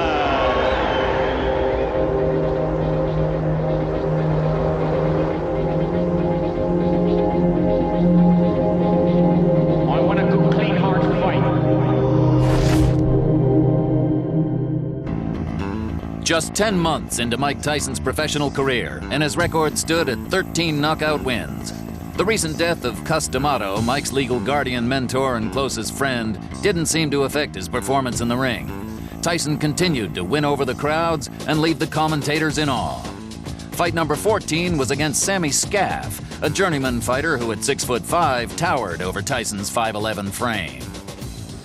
We're moments away from the start of tonight's scheduled 10-round heavyweight bout featuring undefeated Mike Tyson and Sammy Scaff. Mike Tyson is the man they've come to see. He's building a big reputation in the heavyweight division. The heavyweight division has always been boxing's glamour group, and now a new star is rising in the division. He's 19-year-old Mike Tyson. Born in Brooklyn, he now makes his home in Catskill, New York, where he's been diligently working toward his goal of becoming heavyweight champ of the world. He began his pro career only last March, but he's already 13-0, all the wins by knockout. His power has been awesome, with 9 knockouts in the first round, yet Tyson himself doesn't think his power is anything special. I don't feel that I punch hard, no harder than anybody else. I just go in there to fight. And I don't look at it that, wow, I have power and I could put it to use. I just go and fight. I plan to go 10 rounds every time, 8 rounds, the distance every time I fight. I don't plan to go in there and knock the guy out and kill a guy in 10 seconds or 20 seconds, whatever it calls for. I just go in there and do my best, and I'm planning to go the distance. And what happens seems to happen. He may only be a youngster, but Mike Tyson fights like a man with a lot of experience. From the opening bell, he's always moving in. He'll slip punches, get his leverage, and then drop his devastating bombs. His style reminds people of a great former heavyweight champ, Joe Frazier, who also had those powerful punches. But Tyson doesn't agree with the comparison.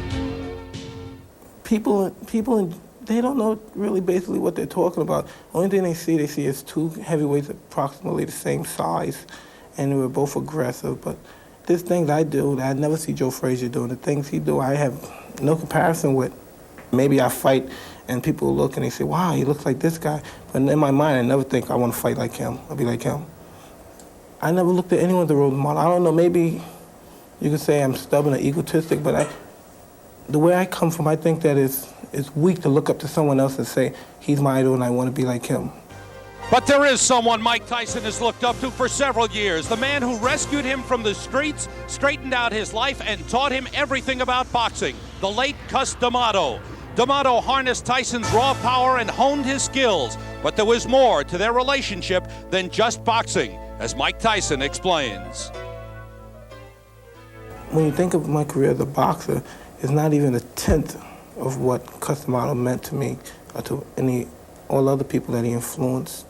It was more like the boxing part was just so limited. It was really nothing compared to the humanity we had between one another.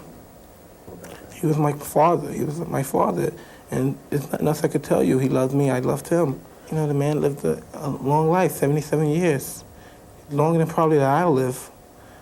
And as far as, he's gone now. And, the show must go on, There's nothing I could do or anyone else could do about it. The show must go on. Mike Tyson is following in the footsteps of another Cus D'Amato protege who went on to become heavyweight champion of the world, Floyd Patterson. Patterson holds the record of becoming the youngest man to become heavyweight champ. And now, Mike Tyson's goal is to break that record. To break the record would be so much, I would be so thrilled, and it's a goal at the moment. And I look forward to doing it. But these things, records are made to be broken. The record, and no doubt, will be broken eventually. But if I'm not the individual that'll do it, the objective is to be the champion of the world. And that definitely will happen. Mike Tyson on the road. He's only been fighting professionally for 9 months, but so far very impressive, John. That power is awesome. I got a kick out of what he said, Sam, when you were talking with him about he doesn't go in there looking for the knockout. Come what may, he said. Well, come what may, so far has been nothing but knockouts. In looking at him, John, doesn't he remind you of Joe Frazier? His style, the way he throws short punches, yes. Yes, when he's in close and he throws, especially that short left hook, very much like Frazier. Okay, can a guy like this with that type of power, obviously that could be the foundation of becoming a champion. Sure, but again, as I said earlier, Sam, I think that he's got to learn a little boxing ability and develop that a little bit. But there is going to come a time when he's going to need it. Just a youngster at 19, but on the road, he is 13-0 with 9 first-round knockouts. He's set to go against Sammy Scaff in our opening bout. We are just about set for this big 10-round heavyweight bout featuring undefeated Mike Tyson, warmed up, loosening up, and ready to go, looking for knockout number 14. That's his opponent, Sammy Scaff from Russell, Kentucky. In his last fight, he was in against Tim Witherspoon. Sammy Scaff with a record of 13-6. He weighs about 250 pounds. He stands 6'5". From Russell, Kentucky, he is 29 years old. He has 11 knockouts in his 13 wins. Early in that fight against Witherspoon, he used his weight to bully Witherspoon around, push him around a little bit, and hang in there in the early rounds. But as the fight wore on, Sammy Scaff wore down, and Witherspoon, a former heavyweight champion, was able to take advantage of the defensive deficiencies of Sammy Scaff and watch out for the right hands of Tim Witherspoon. A right uppercut will hurt Scaff, and an overhand right puts him down. And though Scaff got up, the referee stopped the fight.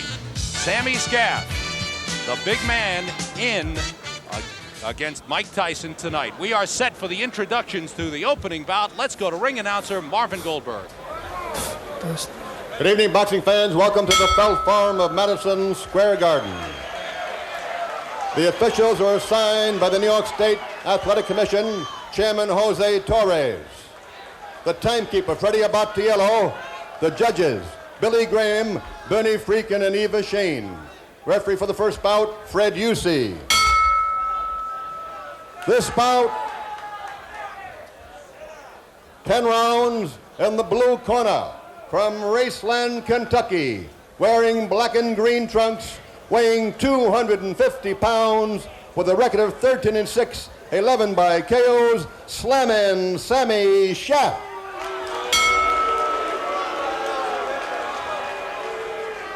And in the red corner from Catskill, New York, wearing black trunks, weighing 215, with a record of 13-0, 13 by knockout, Mike Tyson, 10 rounds.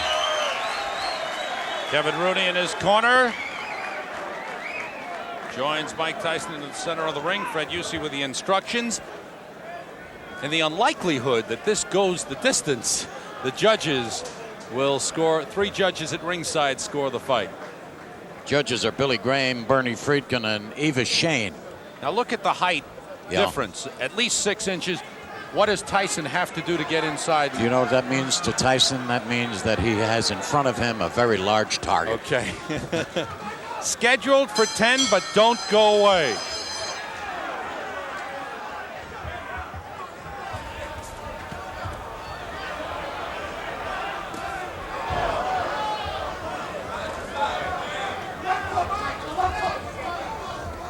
Already coming in, got in a short left hook. There's the big left hook, and that rocked Sammy Scaff early. It sure did. There's a right hand. He's going to work. Wobbly. He's taking his time. He's pinpointing his punches. He's not over anxious. That's the first punch he's missed so far. Look at the legs. Look at where the power comes from when he bends and gets his body into those punches. You got to watch this one real close. Blood coming from the nose of Sammy Scaff already. A big left hook got in there. He might have broken his nose already. That's right. It looks bad. Scaff is on the run. Blood just pouring down from the nose of Sammy Scaff. Tyson does not throw wild punches, Sam. Big left hook. And there is Scaff down. 3, 4. The count is 5. For the rest of the 6. The count is 7. This one's over. 9. This one is over. It's all over. He tried to make it. Sammy Scaff tried to get up. His nose is cut. Look at the side of his nose there. He's breathing and nose is just pouring out. I got to believe he broke his nose with one of those left hooks. I think there might even be a tear on the side of that nose. Wow. Well, he gave everybody what they expected. He didn't keep them long, I'll tell you that, Sam. Everybody who came early, our first fight of the evening is the Tyson fight, and he didn't keep them very long. Here's Jose Torres, the New York State Boxing Commission chairman.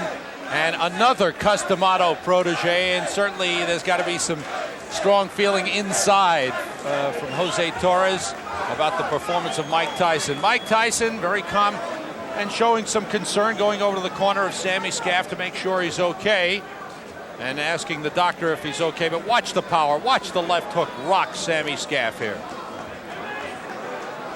Bingo. And what you said is right. Those punches are short and powerful. Right. He went down in sections. He tried to get up. He struggled trying to get up, but there was really no need for it. He couldn't continue. He was completely defenseless. And I called him a thunderous puncher before, and that's a pretty good word. I think so. That applies perfectly. Mike Tyson is getting to that point where he will have to be tested by a better quality opponent. Sammy Scaff, as we mentioned, a journeyman heavyweight who has been knocked out now 7 times, has 13 wins. This man, for fighting professionally only 9 months, John, he shows a lot of good technical skills. Poise. He's got poise, Sam. It seems as though it comes natural to him. He's got great poise for a young man who has only had this as his 14th fight. Very few rounds, actually, but he's got a lot of poise, a lot of professionalism in him. He acknowledges the cheers of the crowd. Let's get the official time from Marvin Goldberg. The time, 1 minute and 19 seconds of the first round. Winner by TKO, Mike Tyson. You didn't keep us very long, or you didn't keep a lot of the folks that came to see you very long. There are a lot of people who say that you are ready right now to fight anybody in the top 10. How do you feel about that? I feel the same also. But the problem is, I only been fighting 9 months, and I'm only 19 years old. I'm fighting now. Someone fighting only 9 months and 19 years old. Now they want me to fight for the title. They want me to fight a contender. That's absurd in boxing business. That's just absurd. Yeah, but you're not the usual heavyweight. You're an unusual heavyweight. So if you think you're ready to fight in the top 10, why are you against it? Because my job is to fight, and my manager's job is to manage. If my manager went in the ring and fight Sammy Scaff, he wouldn't look so well and wouldn't do so well, and I feel the same doing his job. Okay, now let's say that tomorrow morning your manager said I have a world title fight for you. There are 3 champions: Michael Spinks, Tony Tubbs, and Pinklon Thomas. Of the 3, which would you rather fight? I fight anyone my manager chooses for me to fight, because if he feels confident I could beat him, I feel confident I could beat him also. Mike, you seem to have a good time. Do you enjoy boxing? Do you think about it all the time? You have to love it to be the best at it. You have to love the sport. Anyone that's just in there to go for the money, it's good to be successful and have financial status. But if you only go in there for the money, you can only reach a certain status. And I'm in there for greatness and peace of mind. And I'm sure I love the sport. If I went in there just for the financial background, I wouldn't do as well as I'm doing now. Let's go back a few years, maybe about 5 years, to the age of 14. You had a few problems as a kid, and you found a man by the name of Customato, and you found a sport called boxing. The combination of the two, what has it done for you? Achieved my character, personality, 400, 500% as a human being, besides the boxing aspect. Right now, I could quit boxing now and practically go into any kind of business, and I'll be successful just as well as I was in boxing. And boxing did all that for you, and Customato, huh? Yes, sir. What's at the end of the rainbow besides the world heavyweight title? Have you got something else in mind? Well, I take only one step at a time. You're asking the wrong person. My only concern is boxing now. And as for at the end of the rainbow, I have to see what my occupation consists of. I see. Longevity. Give me just a little idea. What is a day in the life of Mike Tyson? Mike Tyson is just a hard-working fighter that lives a boring life as an individual. And everyone says, I wish I was in your shoe, I wish I was in your shoe. The hundreds of people that wish they were in my shoe don't know the tenth of it. If they were in my shoe, they would cry like babies. They couldn't handle it. That's true in almost every profession, Mike. Good luck to you. Thanks very much. Congratulations. Thank you very much. Keep going. Good to see you. Back to Sam Rosen.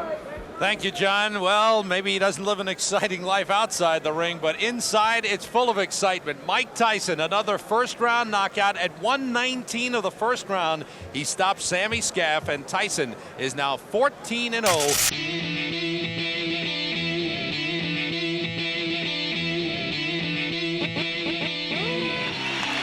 The most talked about heavyweight to come along in years is about to enter the ring.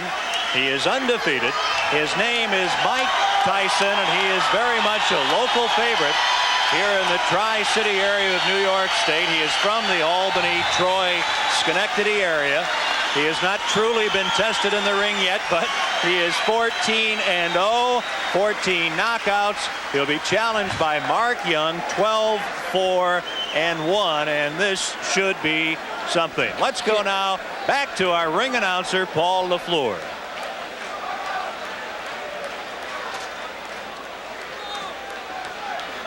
Ladies and gentlemen, this is the fight you have been waiting for, the co-main event. 10 rounds of boxing in the heavyweight division. Introducing to you in the red corner, from Charlotte, North Carolina, wearing blue trunks with gold trim, weighing in at 206 3/4 pounds, with a professional record of 12 wins, 4 losses. 8 of those wins by knockout, Mark Young.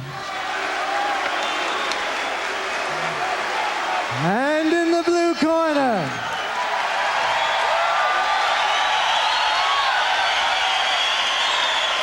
from Catskill, New York,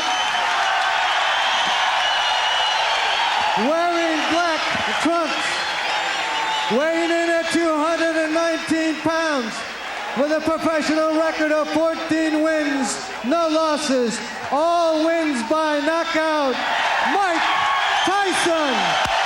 Your referee is Sid Rubenstein. 10 rounds heavyweight.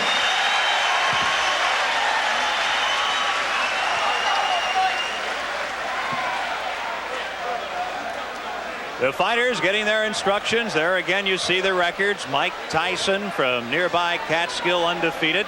This is a scheduled 10-rounder, Ray Mancini, and for Mike Tyson, he's never seen anything near the 10th round. I'll tell you, Mike Tyson has come to fight tonight. That's the first time I've seen a main event fighter come in the ring with no robe on.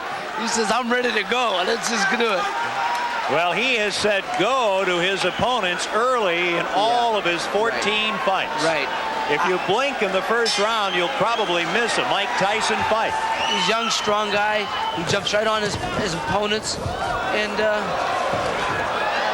I think this might be another early stoppage because this guy's being a little wild. He going to get caught with something.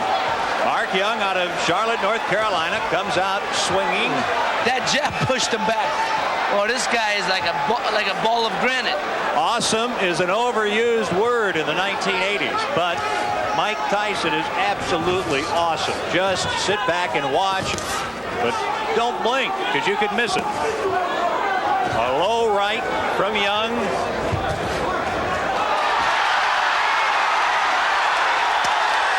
And down goes Mark Young. A breeze. That's it. A little phantom. He's gone. It's over. First round. Mike Tyson of Catskill, New York. I like to see that one myself. Is 15-0. I would like to see it also. It was on the opposite side of the ring. And well, we said if you blink, you could miss it. Young had taken a punch from Tyson, and then all of a sudden, Young went flying to the canvas. And a happy Mike Tyson, the heavyweight, highly publicized, highly thought of, now 15-0, and a typical finish early. You know, Ken, the fans here can't be disappointed. They've had a good night of boxing. I've always said, if you get a main event, you got to have support it with a good semifinal. They saw a great fight against Rosario Montoya. Mike Tyson comes out, wins one round. They're very happy because the homeboy won, and they've been treated to a good night of boxing. How good is Mike Tyson? Like I said, he's as good as the people he's fighting, and as good as he wants to be. He has all it takes. And what I always say, what it takes is what you have on the inside. He has all the qualities, all the attributes to make it to the top. But I think they got to start giving him something to fight. I mean, he's had several one-round opponents. Sure, he is strong. He's jumping on guys, catching them early. But he's not fighting all world beaters. Here it is. Tyson in the darker trunks lands a left. Watch closely now.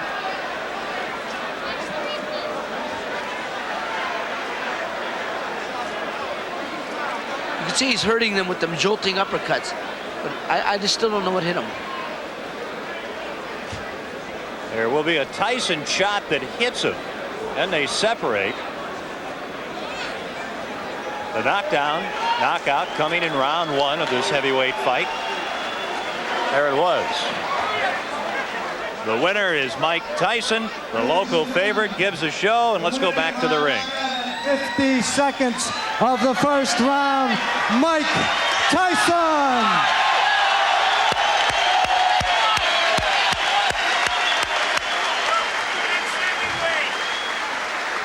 The crowd chanting the next heavyweight champion, Mike Tyson. You definitely are going to hear more about him. As if you haven't, he's gotten a lot of publicity. Mike Tyson from Catskill, New York. Mike Tyson here was throwing a lot of strong uppercuts, a lot of strong body blows, but he hit him with a quick left right there. It snapped the head back, and a lot of times you catch a guy on the right side of the chin.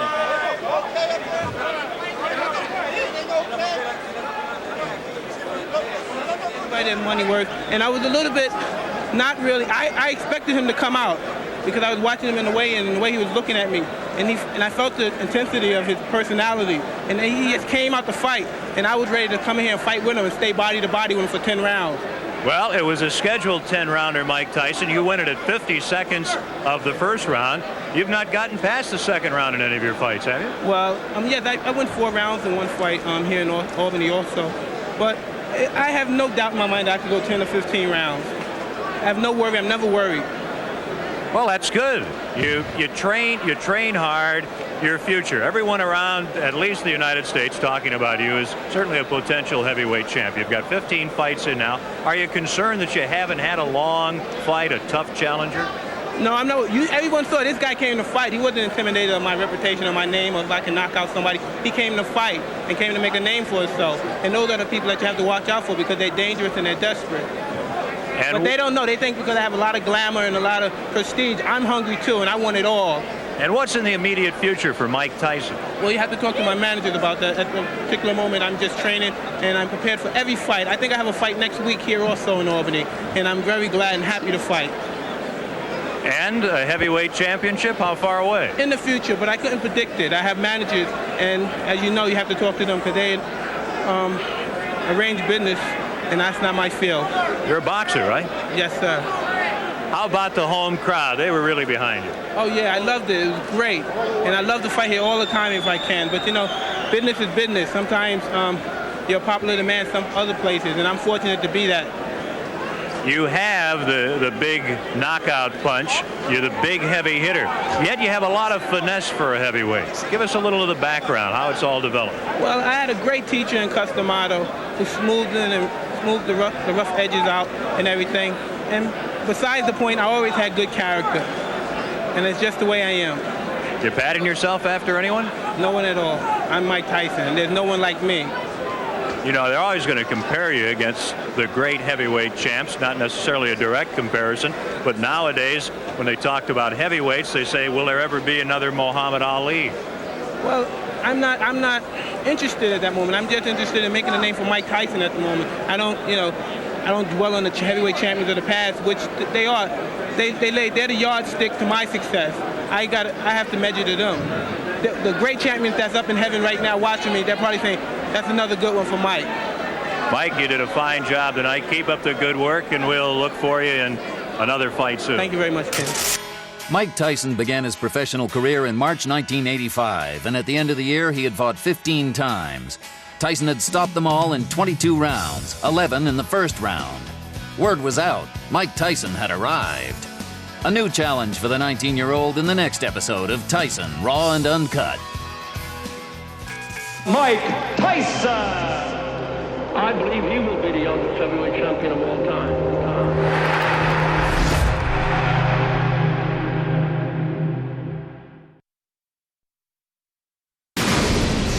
Introducing Mike Tyson!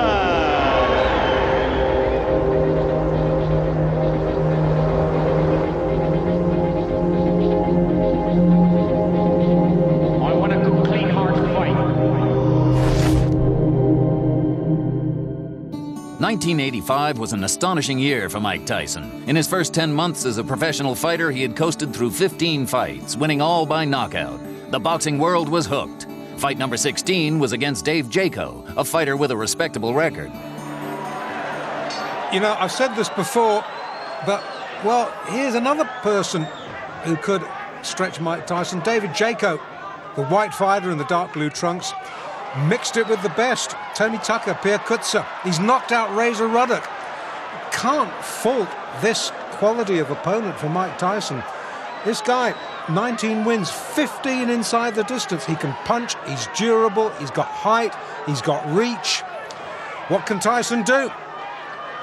He can attack him, that's what he can. He is no respecter of anything, Mike Tyson. He's young, he believes implicitly in himself, and Jaco will, I promise you, have never faced a human whirlwind like he's having to face in Albany tonight. And he's clipped with the right hand. Lucky he was going back.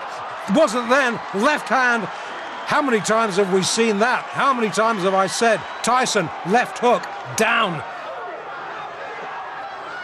Well, round one. This is Tyson's 16th fight of the previous 15. 11 inside a round. And this is going to be another one. And this is against a good opponent. No disrespect to David Jaco. That's it. That's all she wrote. No, the referee's letting him go on. I thought he'd stopped it. Tyson thought he'd won. But the end surely can't be far away. The right hook almost dislodges Jaco's head from his shoulders. They should stop this. He's really had enough. Well, they're letting it go on. Jaco's shipping a lot of punishment now. There is no way he is going to win this contest. It's the 11th of January, and if they fought until next New Year, he wouldn't win this fight. It's not if, it's when Mike Tyson wins. And when could be literally any second. He's taken 2 counts. 3. It's all over. He could have stopped that before. Well, the 3 knockdown rule applies. All academic. Tyson wins fight number 16.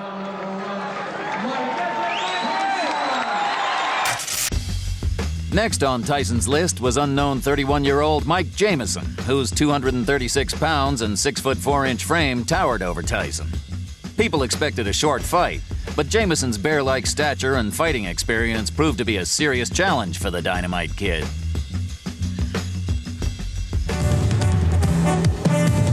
Hi, everybody, and welcome to Atlantic City. I'm Ken Wilson, and tonight we are going to watch the very exciting Mike Tyson.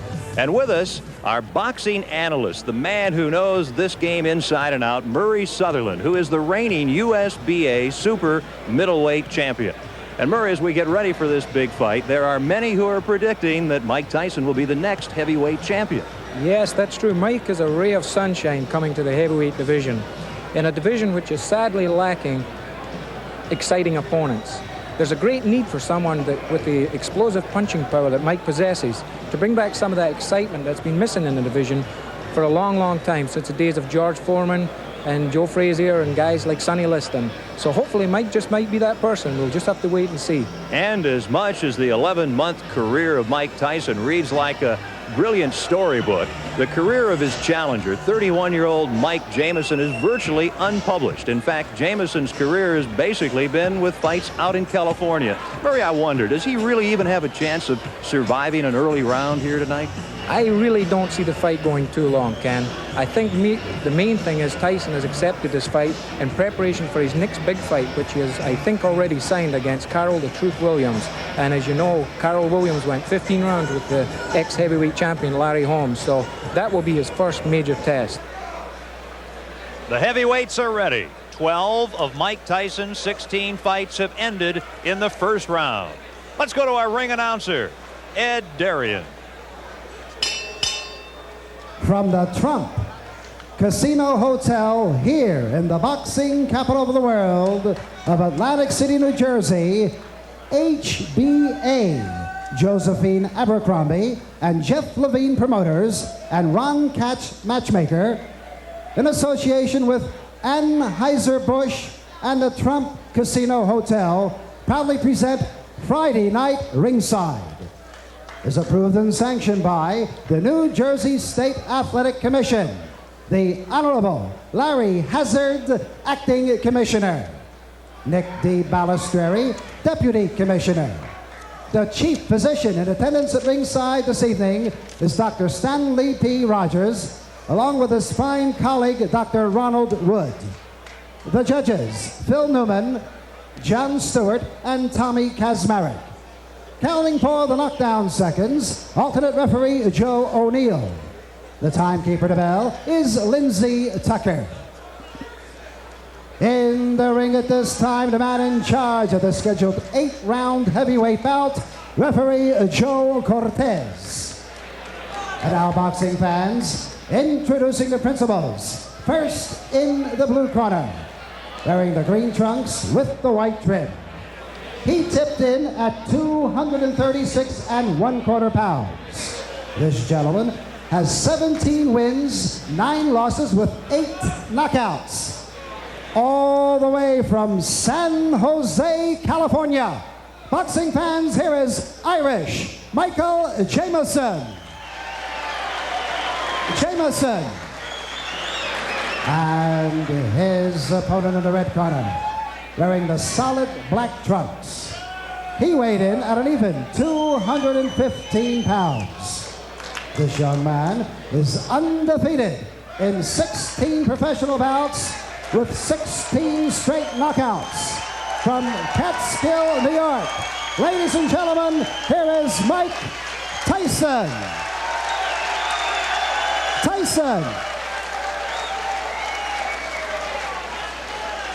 The rules were given to you earlier this Tyson afternoon. only 19, Jameson the veteran, a huge height and weight advantage and a 2-inch reach advantage for Jameson. Mike Tyson is the story. The young man originally from Brooklyn, product of a troubled childhood, now on the verge of becoming a world-class man. Don't blink. This is round number 1. That's the word to use, Ken. I don't think there's going to be too much of a feeling out process, so to speak, in this fight. Tyson is noted for his very vicious quick starts, and he has set the pace right from the word go. Mike Tyson is a finisher. He's established that early in his career. He started the fight off with some wicked right punches and left hooks to the body, which seems to be his trademark. People have compared his punching power to guys like George Foreman and Joe Frazier, saying he punches the same, but he's so much faster. It could be over early. As we pointed out, 12 of his 16 pro fights have ended in the very first round. Tyson's longest fight, a 4th round KO of Don Halpin in his 3rd pro fight. Remember, he's been a pro for only 11 months. Yeah, Ken, he has a long road ahead of him. He is a young, strong kid. He does, as they say, have a lot to learn, but he's got plenty of time. Round number 1. Jameson is doing what I think he has to do, and that's keep on the move, keep Tyson off balance, and don't lay on those ropes and let him get set up for those wicked punches he throws. He's connecting very well, though, with some good body shots, hard body shots. Jameson's tying him up pretty effectively, tying those punches up in close, not allowing Tyson to get off of these punches. Mike Jameson in the green. You look at him, he's done what a lot of fighters have been unable to do against Mike Tyson. He's lasted 1 minute and 45 seconds. Jameson's hands seem to be dropping rather fast, though. He's a little bit concerned about those hard body punches, and as you see now, both his hands are down by chest level, and that's just the opening I think Tyson's waiting for. Tyson fought just 13 days ago, and he had a first-round knockout of Dave Jacko. His next fight, February 16th against Carl the Truth Williams in Troy, New York.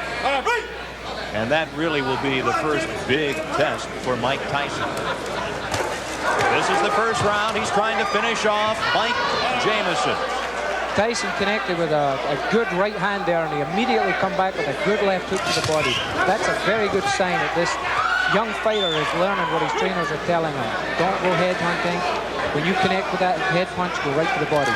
Jamison now within 15 seconds of surviving the first round. Will he survive? We'll stay here at the end of round number 1. Mike Tyson in the black trunks figures to be the next heavyweight champion of the world. Tyson. He's after him. And that's the end of round number 1. Mike Jamison will tell his grandchildren he survived a round against Mike Tyson. Set now for round number 2. Mike Tyson takes a quick left from Jamison. Yeah, Jamison, I think his corners told him, hey man, you've got the reach, why don't you use it? Get that left jab out and keep this little guy off you. Here comes Tyson. Jamison battling back right above us here in Atlantic City. Ooh, a right connects to Tyson. One thing about Tyson, he has really not been tested in his career. A lot of the, so to speak, boxing experts are wondering now what happens when this young kid that can punch so hard hits someone and they're still standing there and comes back and hits them back. Is he going to be discouraged or what? This is what experience will tell. Everybody's yet to find this out. Approaching the 1-minute mark in the second round. Of course, we say Tyson hasn't been tested, certainly not as a pro. As an amateur, he lost to 1984 Olympic gold medalist Henry Tillman. That took away his opportunity to compete in the 84 Olympics in Los Angeles. Jamison has suffered a cut over his left eye. He has a pretty bad cut just over the left eye. It's in a very bad position because if it starts bleeding profusely, it's going to go in the eye and it's going to affect his vision. I think it was opened with some of those nice uppercuts that Tyson's been throwing when he gets close to him. Quite a contrast in conditioning here. Tyson superbly conditioned. Tyson does not have that extreme height. He's 5'11", has the huge neck, 19 3/4 inches. Tyson, the strong left to Jamison in round number 2. Tyson is showing me at least some tremendous power. His opponent weighs 236 pounds, and he is just pushing this big guy all over the ring, pushing him away, maneuvering him into positions where he wants him to be, so as he can land the best punches. He's showing me some tremendous strength in there. And the blood on the face of Mike Jamison very evident here in the second round. Jamison this morning had a full beard. He was informed by the boxing folks here in New Jersey that would have to disappear, and it has. Good right hand landed there, and as you've seen, Jamison shook his head as if to say, nope, he didn't hurt me, but 99% of the time it did hurt him. The left, the right to the side late in the second round. Referee Joe Cortez breaking up the fighters. And Tyson just keeps coming at Mike Jamison.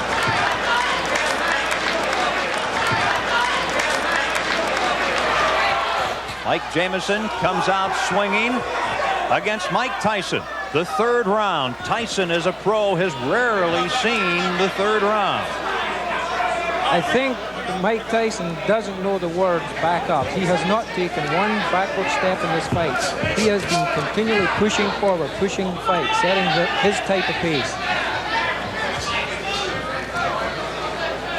Tyson very, very dedicated.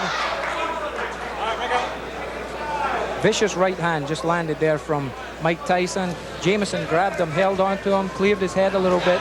A little bit of experience is starting to show here. Jamison, he knows what to do when he gets hurt. He's done quite a bit of clutching and grabbing in the first 3 rounds. And if you were in that position, that would be a pretty good philosophy. You see the low blow, and Tyson gets a warning, and Jamison let everyone know that he'd been hit below the belt. Yeah, a little bit showmanship there, but as you heard the response from the crowd, we've got a very pro-Tyson crowd here. They showed their disrespect for the judge's decision there. Again, Tyson just continues to bang to those ribs. It is a pro Mike Tyson boxing world here in the first month of 1986. They're hungry for a new heavyweight, for someone who is as aggressive as Mike Tyson. And he certainly is showing what has gotten him to a 16-0 record here tonight in the early rounds against an outmatched Mike Jamison. A lot of holding going on right now, Ken. The Jamison's starting to feel the effects of those big punches, such as that good right hand that snuck in there. And he's starting to hold on, buy some time, clear his head. This is where the experience comes in. This is what Mike Tyson is going to have to learn to do. There was a very quick round. Now, round number 4, as we mentioned, Tyson only once has been taken as far as the 4th round. That was in his 3rd fight as a pro. This is his 17th fight. I caught just when Jamison went into that clinch there. He's 6'4", yet he dropped his head really low and clashed heads with Mike Tyson. The referee picked it up, thinking that Jamison's intentionally trying to butt Tyson and gave him the warning. This is all experience. This is what having 31 pro fights does for you. You learn all these little tricks. Mike Tyson getting tested more tonight than he usually has been, and knows that Charles the Truth Williams in mid-February will test him even further. Yes, this will be a good tune-up fight for him. The longer it goes, the more he learns. You learn everything. You learn things from every fight that you fight in. Mike Tyson takes 2 steps forward. Let's go with a couple of lefts. Now a right, a left. He's got him down. Mike Tyson sends Mike Jamison to the mat here in round number 4. And very quickly, Jamison gets up, shakes his head. Joe Cortez right there, the referee. And Jamison wants to continue. Watch the quick flurries that Tyson throws, Ken. He throws flurries and punches like a welterweight. It's very seldom you see a heavyweight throw a combination of 5 and 6 punches, but Mike Tyson does it. Here he is again. The word explosive really not enough to describe the punches of Mike Tyson. At age 19, trying to extend his record to 17-0. Mike Tyson's been noted for his finishes. They say that once he gets a guy hurt, he knows how to get him out of there, and he's going about it the right way. Here he comes, Tyson, who wants to be a finisher like Ray Leonard, Ray Robinson, and Joe Louis, trying to finish Mike Jamison here in the 4th round in Atlantic City.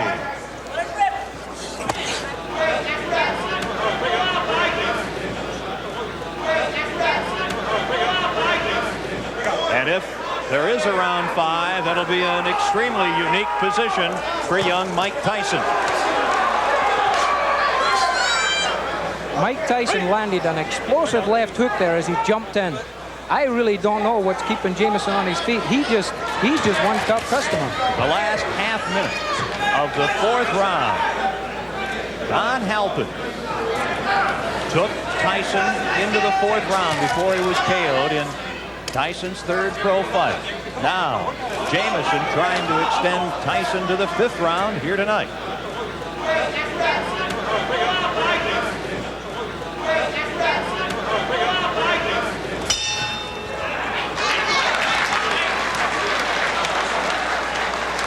Here we have the knockdown, Ken. You see the explosive punches he throws. A flurry. 1, 2, 3, 4, 5, 6, 7 or 8 punches. You don't see that in heavyweight divisions. That, the knockdown in the 4th round. This is live action in round 5. Mike Jamison, the 31-year-old from Cupertino, California, near San Jose. Mike Tyson, Sports Illustrated cover boy, trying to end it here in round number 5. Jamison is doing at this point what I think he should have been doing from the first. He just took a right hand to the top of the head. Down to one knee, Jamison. Joe Cortez, the referee, with a count, and Jamison suffering his 2nd knockdown here in the 5th round, back up in the corner. And one thing, he's a showman. Jamison wants to continue. Referee Joe Cortez says no. Jamison says he wants to go on, but the referee Joe Cortez says it is over here in the 5th round with a knockout the knockdown, and Mike Tyson is a winner again. His record goes to 17-0.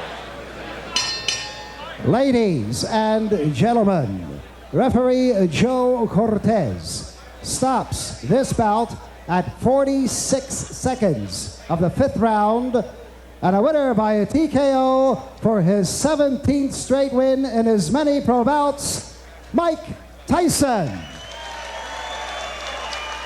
Tyson. The winner tonight in Atlantic City in the 5th round, Mike Tyson. You finally got stretched to the 5th round. Like I told you, I could go to 5th round with no problem. Even with the handicap, I never brought the excuse that I had bronchitis or anything, but I never was feeling negative about going 10 or 12 or 15 rounds. You now face Carl the Truth Williams near your hometown, Troy, New York, on the 16th of February. On the contrary, I fight Jesse Ferguson, the ESPN champion. You're going to fight all the time, everybody. That's right. That's what I'm in the business for. When are you going to get to Carl the Truth Williams? Well, you have to talk to my manager, Bill Caton. He can give you more information on that than I could. So you're 17-0. Marciano started his illustrious career going 16-0. Does that mean something to you? You're a history buff in this game. Well, really, it doesn't mean anything because he started the record, and he's the king. You can't take nothing away from him. You can't take anything away from somebody that originated something. What's new about Thank you very much. Mike Tyson? As Mike Jamison comes over, he put up quite a fight tonight. Tell us about Jamison compared to your other fighters in the ring in your 17-bout pro career. You know, he's a veteran. He was tough. He went decision with Randall Tex Cobb, Michael Dokes. Recently just fought Michael Dokes and went 10 rounds. I lost a split decision with him.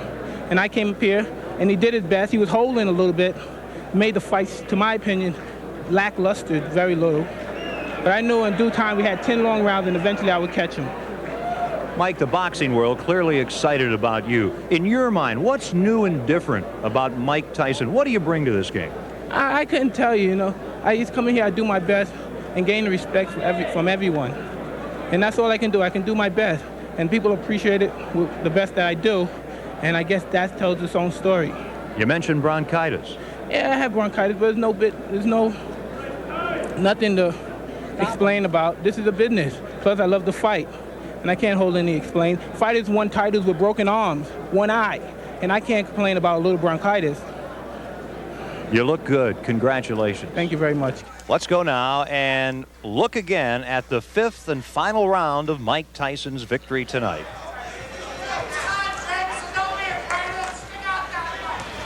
Tyson on the right in the black trunks. Tonight, he spent more time in the ring than he had in his previous 10 fights. He had knocked Mike Jamison of Cupertino, California, down in the 4th round. This is the 5th round knockout. Yeah, at this point, Jamison, I think, had just about enough he wanted to do. You can see the referee, Joey Cortez, ask him 2, 3, 4 times, are you okay? Do you want to continue? He didn't get the response that he was wanting, so by New Jersey state laws, he's got to stop that fight. Here we see the knockdown again. A good flurry of punches. That right hand that came over the top and caught him high up on the left side of the temple was the punch that hurt him. Here we see it from another angle. Good left hook, backs him into the ropes.